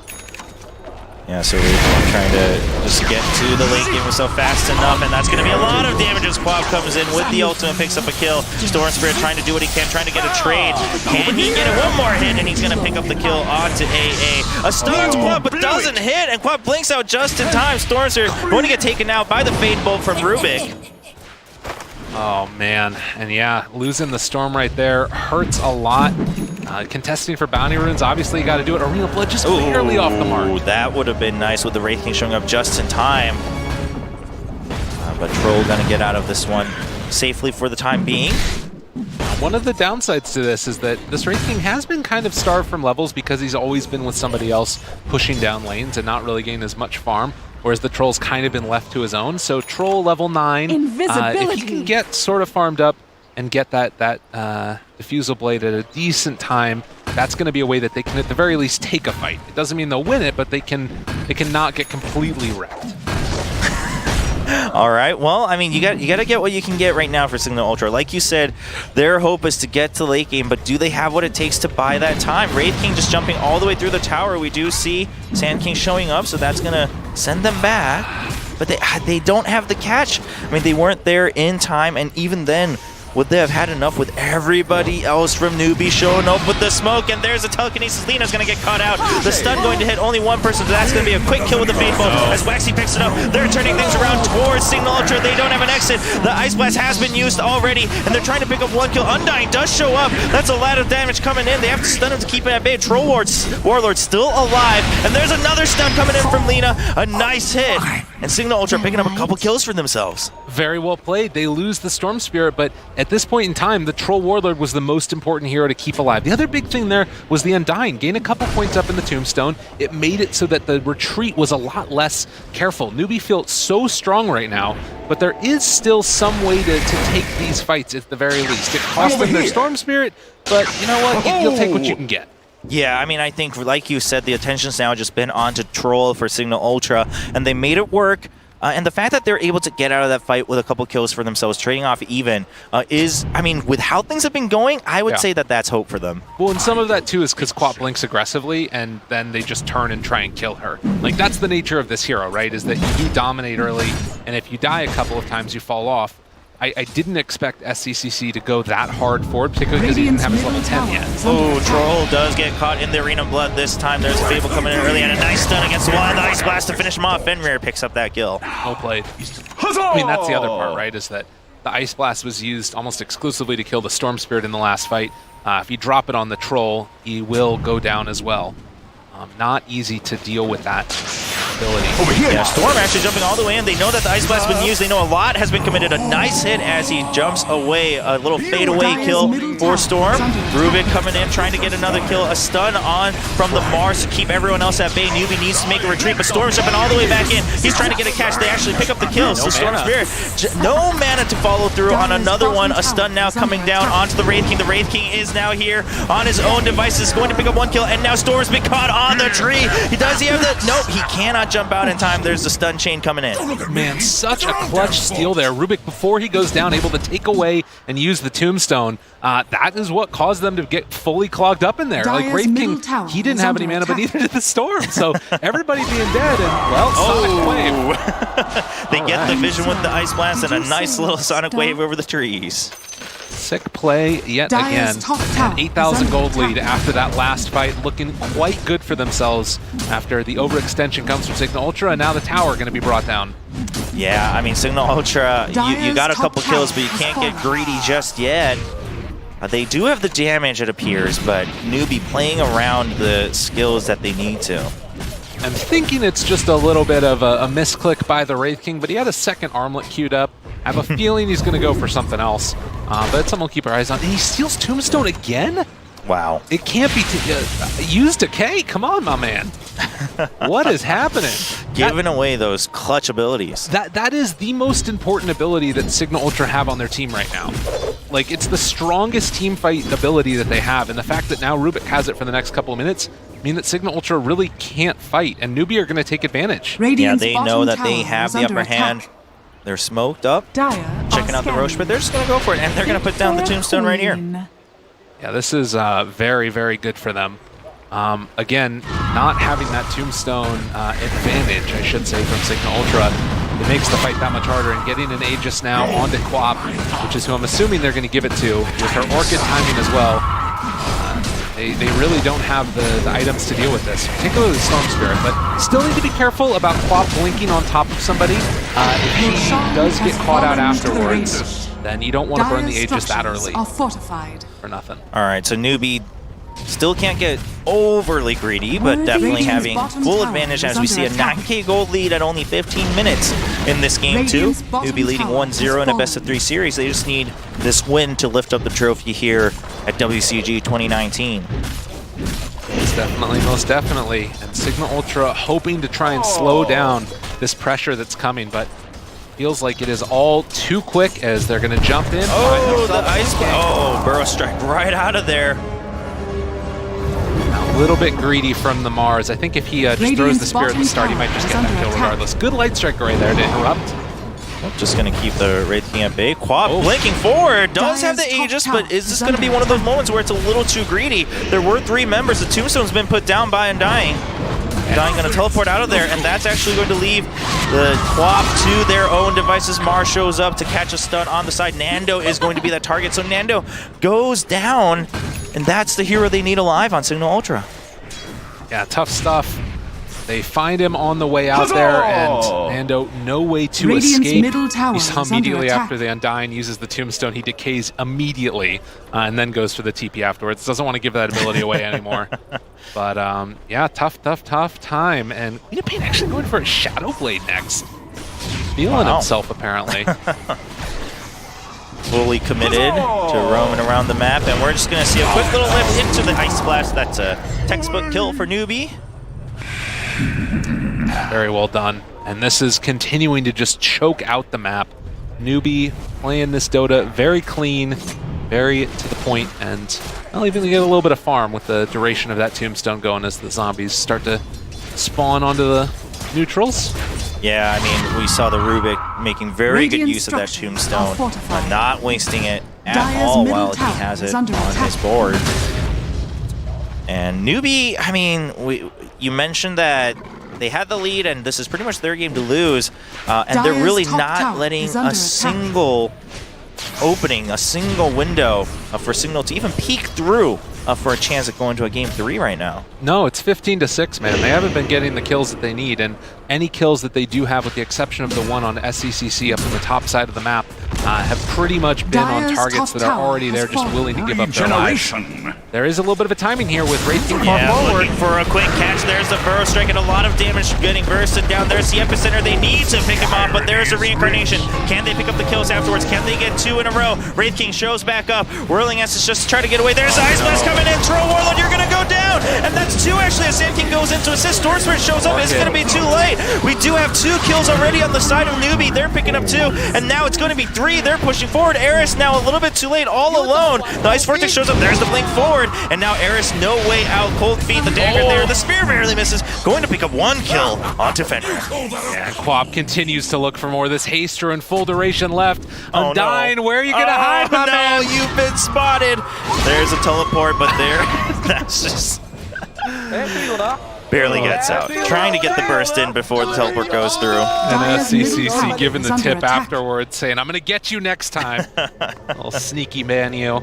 But yeah, 14,000 gold lead, and it's completely fallen off the rails. The Aegis still around for about a minute and a half or so until we're going to have that one expire. But you can see there as well a little bit of the mix-up. They got the Burrow Strike, but the Troll was not there immediately on top of the Wraith King to drain all his mana, so the ulti was able to get off. And one of the problems that you have in this type of a game is that you need to burst somebody quick. You can't burst Wraith King Kick unless you burn through all his mana. Yeah, that was unfortunate. The idea was there, but with the reincarnation coming back up, that meant that Cignal had to back off. And in fact, had to lose so much, 4 deaths during that fight. Now we're at 20 minutes with seemingly no way to stop this Newbee train. Yeah, and the other thing to think about is this is 14,000 gold lead. That's before the Radiance is online. So a lot of gold still being held. Oh, Sand King fighting off a little more than you can chew. So every ability used to find him during that sandstorm, and that's another kill on the board for Newbee. SCCC build a Shadow Blade. Radiant's Wow. middle tower is This under guy doing? attack. Get a BKB, my man. What are you doing here? That should help. I mean, he can do whatever he wants. I mean, I guess. think at this point he's just way ahead of the game. Oh, he's gonna kill the Storm. Yep, Storm's been spotted. No way to break the team. All right. A little scary, but just gonna pick up the bounty rune while he's Radiant's there. middle tower is under attack. Radiance now done for Wraith King. Could still use a Blink Dagger, but he can also just walk at him if he wants. Rubik has a Blink Dagger of his own, so really solid initiation that can come out there.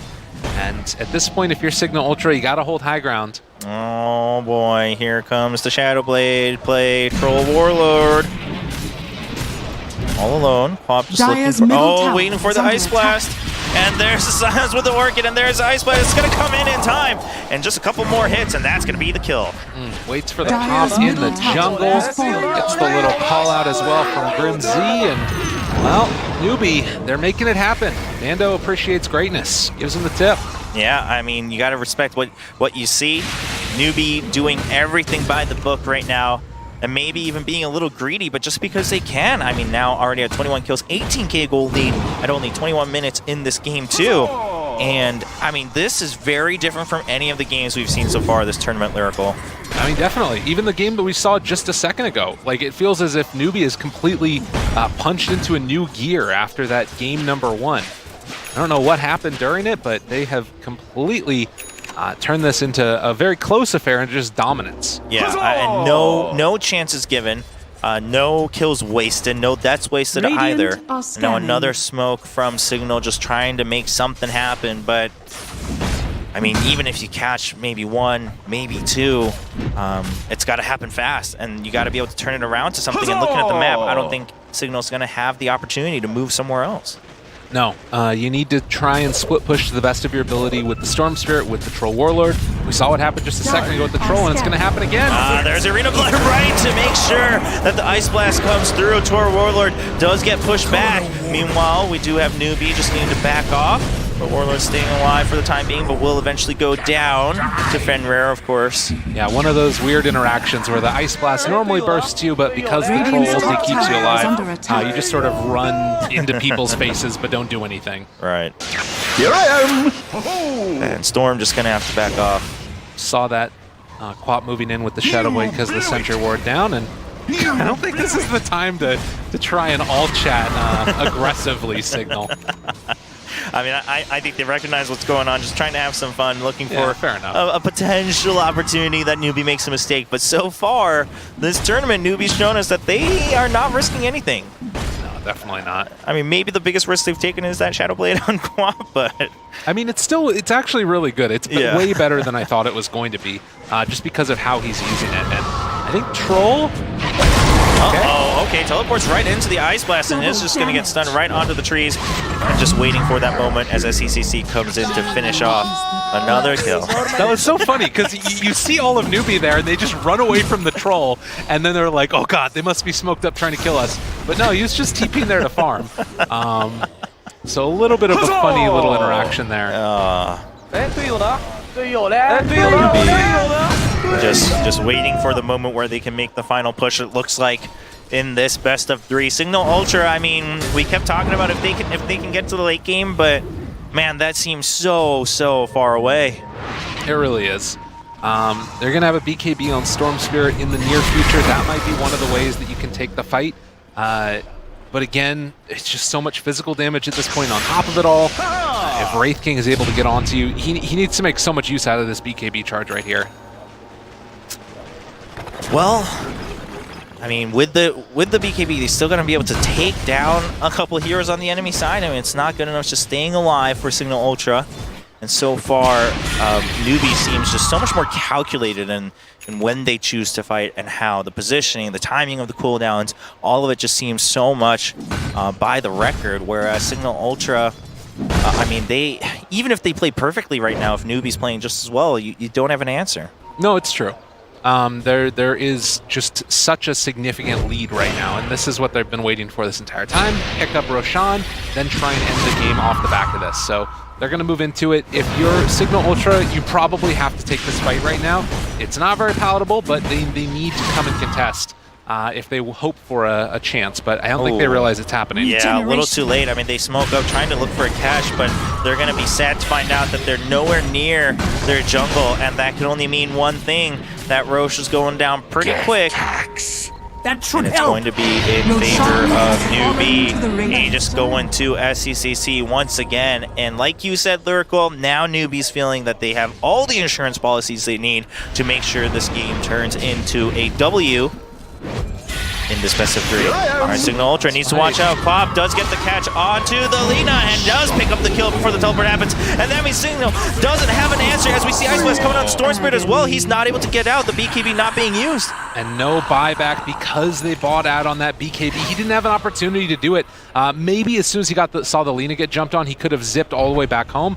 But regardless of what could have happened, what is happening is Newbee are going to be taking the tier 3 tower. No way to contest this. Still 30 seconds seconds until Storm Spirit is back up. Dire's Yeah, I mean, this structures looks are like it's just going to be one of those plays where Cignal just has to buy some time. I mean, this tier 3 is definitely gone, so are the racks. You can't really contest this right now. Dire's Lina middle is tower up now, has Storm Spirit fallen. up in 15. Dire's middle But I don't know if barracks that's are going to be under quick enough. attack. We saw the BKB coming out for Troll Warlord as well. So Cignal Ultra, if they're going to make a move happen, they have everything they could possibly have at this timing. A lot of damage going in, and there's the blink in, and there is the epicenter going in as well. Arena Blood trying to keep everyone at bay. A nice stun backwards from Mars, and the Aegis has been popped instantly as we see Storm Spirit jumping in all the way through. Storm Spirit with the BKB trying to keep 3 members of Newbee at bay, but they're going to lose Troll amidst that. So it's going to be a trade 1-for-1, but Troll dying while Aegis buys back instantly to make sure that Cignal can't follow through. Yep, and they're going to Dire's back out top after this shrine most is likely. under I mean, if they attack. wanted to, they can still play aggressive again, right? You don't have Epicenter anymore. It's not as easy of a fight, but you saw the strength of that BKB on the Storm Spirit. It allows him to just go, and he doesn't have to be worried about anything. I don't know if he's going to be able to kill off this Wraith King, though, because Wraith King is going to have Reincarnation up again and a BKB of his own. Yeah, top tower and is we under see that attack. Newbee's very well aware of that, just keeping him up top. The rest of Newbee standing by in case the Radiant's fight breaks bottom out. There's the tower Ice is Blast under to keep attack. everyone else at bay, and a nice telekinesis to hold them in place. Lina gets caught, and that's going to be the kill that Newbee wanted. Just one member out, another stun out. Of course, that means that there's less control on the side of Cignal Ultra. Another tier 3 goes down, Dire's and it's top going to be tower another has set of fallen. racks. Very, very well played. No need for Arena of Blood. That time, they do not have a creep wave at Radiant's the moment. bottom tower is The under Wraith King attack. running pretty low. Does have the armlet, he can toggle it back on again if he wants. You could try and go for a zip snipe maybe on the Storm Spirit, but it's pretty bold. If you get caught out, you get orchided and immediately die.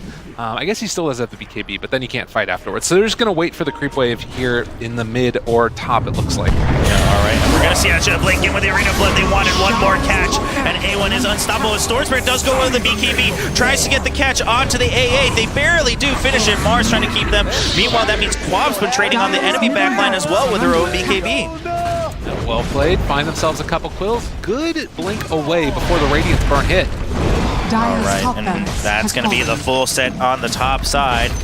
Dire's And top Newbee, I barracks suspect, has will fallen. go, yep, finish off what they left behind here in mid as Dire's well. middle This barracks. isn't a possibility Whoa. trying to take this fight. I mean, he has to do what he can, try and get them down a little bit, whittle them away, and then one last jump coming in with the Dire's epicenter middle possibly. tower is under Yeah, attack. Sand King just looking for an opportunity. He is in the perfect place to do so, but Newbee's very well aware they're safe spread out. They don't want to take this risk. The Epicenter's being channeled. Does he have what it takes? He blinks, and he's just jumping onto the pop right away. Gets the burst strike after the blink, and the stun's falling. The Laguna Blade comes out as well, but SCCC eventually goes down. Here comes the reincarnation with that Wraith King. Wraith King jumping in. He's still alive with the BKB, but Troll with his own BKB now jumping on top of everyone. Eris drawing a lot of fire. Troll still putting down the damage. Wraith King's BKB has run out, but the double stun coming out as we see Rubik in the back trying to keep everyone else alive. Telekinesis, Mars, do you have the damage and what it takes? Troll's gonna stick onto you, but Mars seems so tanky right now. Troll, do you have an answer? There we go. We see a lot of that damage coming in with the Whirling Axes, and that should be it. Just taking a little bit of time with Mars blocking all that damage from in front of them. That's Mars Dota. I mean, Oh my at gosh. the end of the day, it doesn't matter that much, but they do lose a lot at the cost of it. Gonna also lose the Troll, gets sniped on the back line. Sick play from the AA. Oh man, new And cheat sheet, they just call it right there. We've had enough. Yeah, I mean, you did what you could, but I mean, man, when you get sniped like that at the end, what can you say but GG? Newbee playing so well in this game too. Amazing performance from Newbee all across the tournament. They came in undefeated in the group stage, as we've talked about over and over and over again, and then they only ended up dropping, if I'm not mistaken, just one game throughout the rest of the semifinals and everything. Yeah. That's one game the entire tournament. Yeah, and that means they are at 11-1 throughout 4 days here for WCG 2019.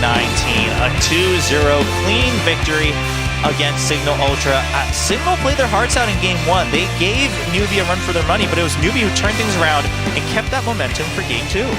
They definitely did. They felt like they had the answer that they needed, and at the end of the day, they just had such a strong lane down bottom. The Sand King and the Lina, they just can't stand up to the pressure of those two supports in the Wraith King, the Rubik and the Ancient Apparition. And like we talked about, Sand King was just never able to really get online, and he was supposed to be that bulwark in front of the towers, making sure they don't go down. So with that, Newbee is going to claim the flag, head over to the side, give some handshakes, and give this crowd what they want. A well-deserved win. Yeah, of course, the home crowd just waiting for this victory. They all gathered around for this final here on this beautiful day in Xi'an, China. And that means Newbee, representing China, will be the WCG 2019 champions for Dota 2. Very well done. Giving him a little bit of a wraparound there. He's now the Chinese superhero as heads off across to shake hands with their competitors. On the other side of things, Cignal Ultra definitely put on a good display throughout the tournament as well. Unfortunately, weren't able to finish off for themselves here in the grand finals, but a lot to look forward to for this team. Yeah, Cignal Ultra, I mean, the fact that they were able to kind of battle through the round robin, secure that second place finish for themselves, and took down CDEC a second time in a best of 3 in the semifinals means a lot. Unfortunately, I mean, I think this game 2 is going to leave a little bit of a bad taste in their mouth as they played so well in game 1, and then things just completely got toppled in game 2. They looked very defeated in their play around the map, and I think that that's just something that's sort of going to happen when you've been playing this one style to perfection, and then a team comes in and just has all the answers throughout. But you can see here, Team Newbee very happy with themselves, all led together by Fenrir, and the crowd going to give their admiration. Yeah, and you know, we talk a lot about SCCC in game just because of the heroes he plays and what kind of, you know, the scenes that he can create. But we talked about Jia and how well he's been playing that carry role, and everyone else as well. I mean, Fenrir playing kind of that sacrificial lamb, but the strategic mastermind as well. And I want to give a good shout out to Waxy as well. I mean, played so well throughout the tournament with the perfect rotations. Yeah, and I think that he really showed that there's a lot left to him. I will say that the big winner here in this tournament, and the big winner in particular this series, was the captain, Fenrir, pulling it all together. I'm sure Banana also, some nice little thoughts there along the way, but I was very impressed with his drafting, and I thought that was just the clear separator in this series, at least for me. Yeah, and in a lot of the series that we've watched so far in WCG, it seemed like there were cool ideas, there was hope, but at the end of the day, the better draft always won out.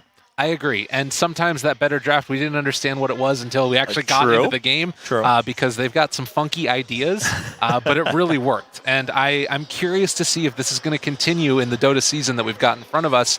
Certainly, it sucks that Newbee's not going to be there throughout all of it, but they showed here this is still a team to be reckoned with, and they're looking forward to the next season, I'm sure. Of course, and I think, you know, we look back at all the teams that we've covered on the broadcast that we had Lyrical. I mean, we look at Hippomaniacs, we look at Cignal Ultra today. I mean, these are all teams that have a lot left in them. I think so, and they're teams that you might see more of in the future as well. A team that is all from one region. There's a lot of tournaments that like to support that idea, and if you have the capabilities of pulling together a strong squad, could be cool to see that happen. Yeah, and of course, with how close some of these teams have gotten in the qualifiers for TI, I mean, hopefully they keep that up as they go into another season. Of course, we won't be seeing any of these teams this year as we approach the international, but if they're able to stick together and kind of hone their craft, it'd be cool to see them return in a new way. Totally. Or just, you know, mix and match. Let's get a hodgepodge of them all. All right. I mean, that could be exciting as well. Of course, always so much movement to keep track of in Dota.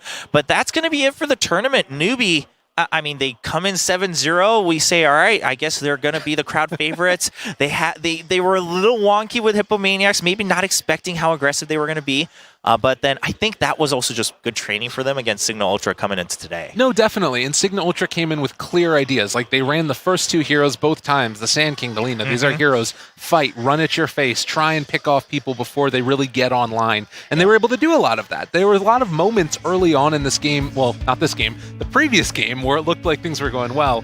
But in the end of the day, you need to be able to play more than just that one style of Dota. You need to be able to adapt. You need to be able to change your thoughts and thinking. Well, ladies and gentlemen, it sounds like that's going to be it for Dota 2 here in Xi'an, China for the new WCG 2019. On the main stage, we still have a couple more games coming up. It's going to be Warcraft 3's finals coming up, and of course, the closing ceremony afterwards. We'll see you guys next time.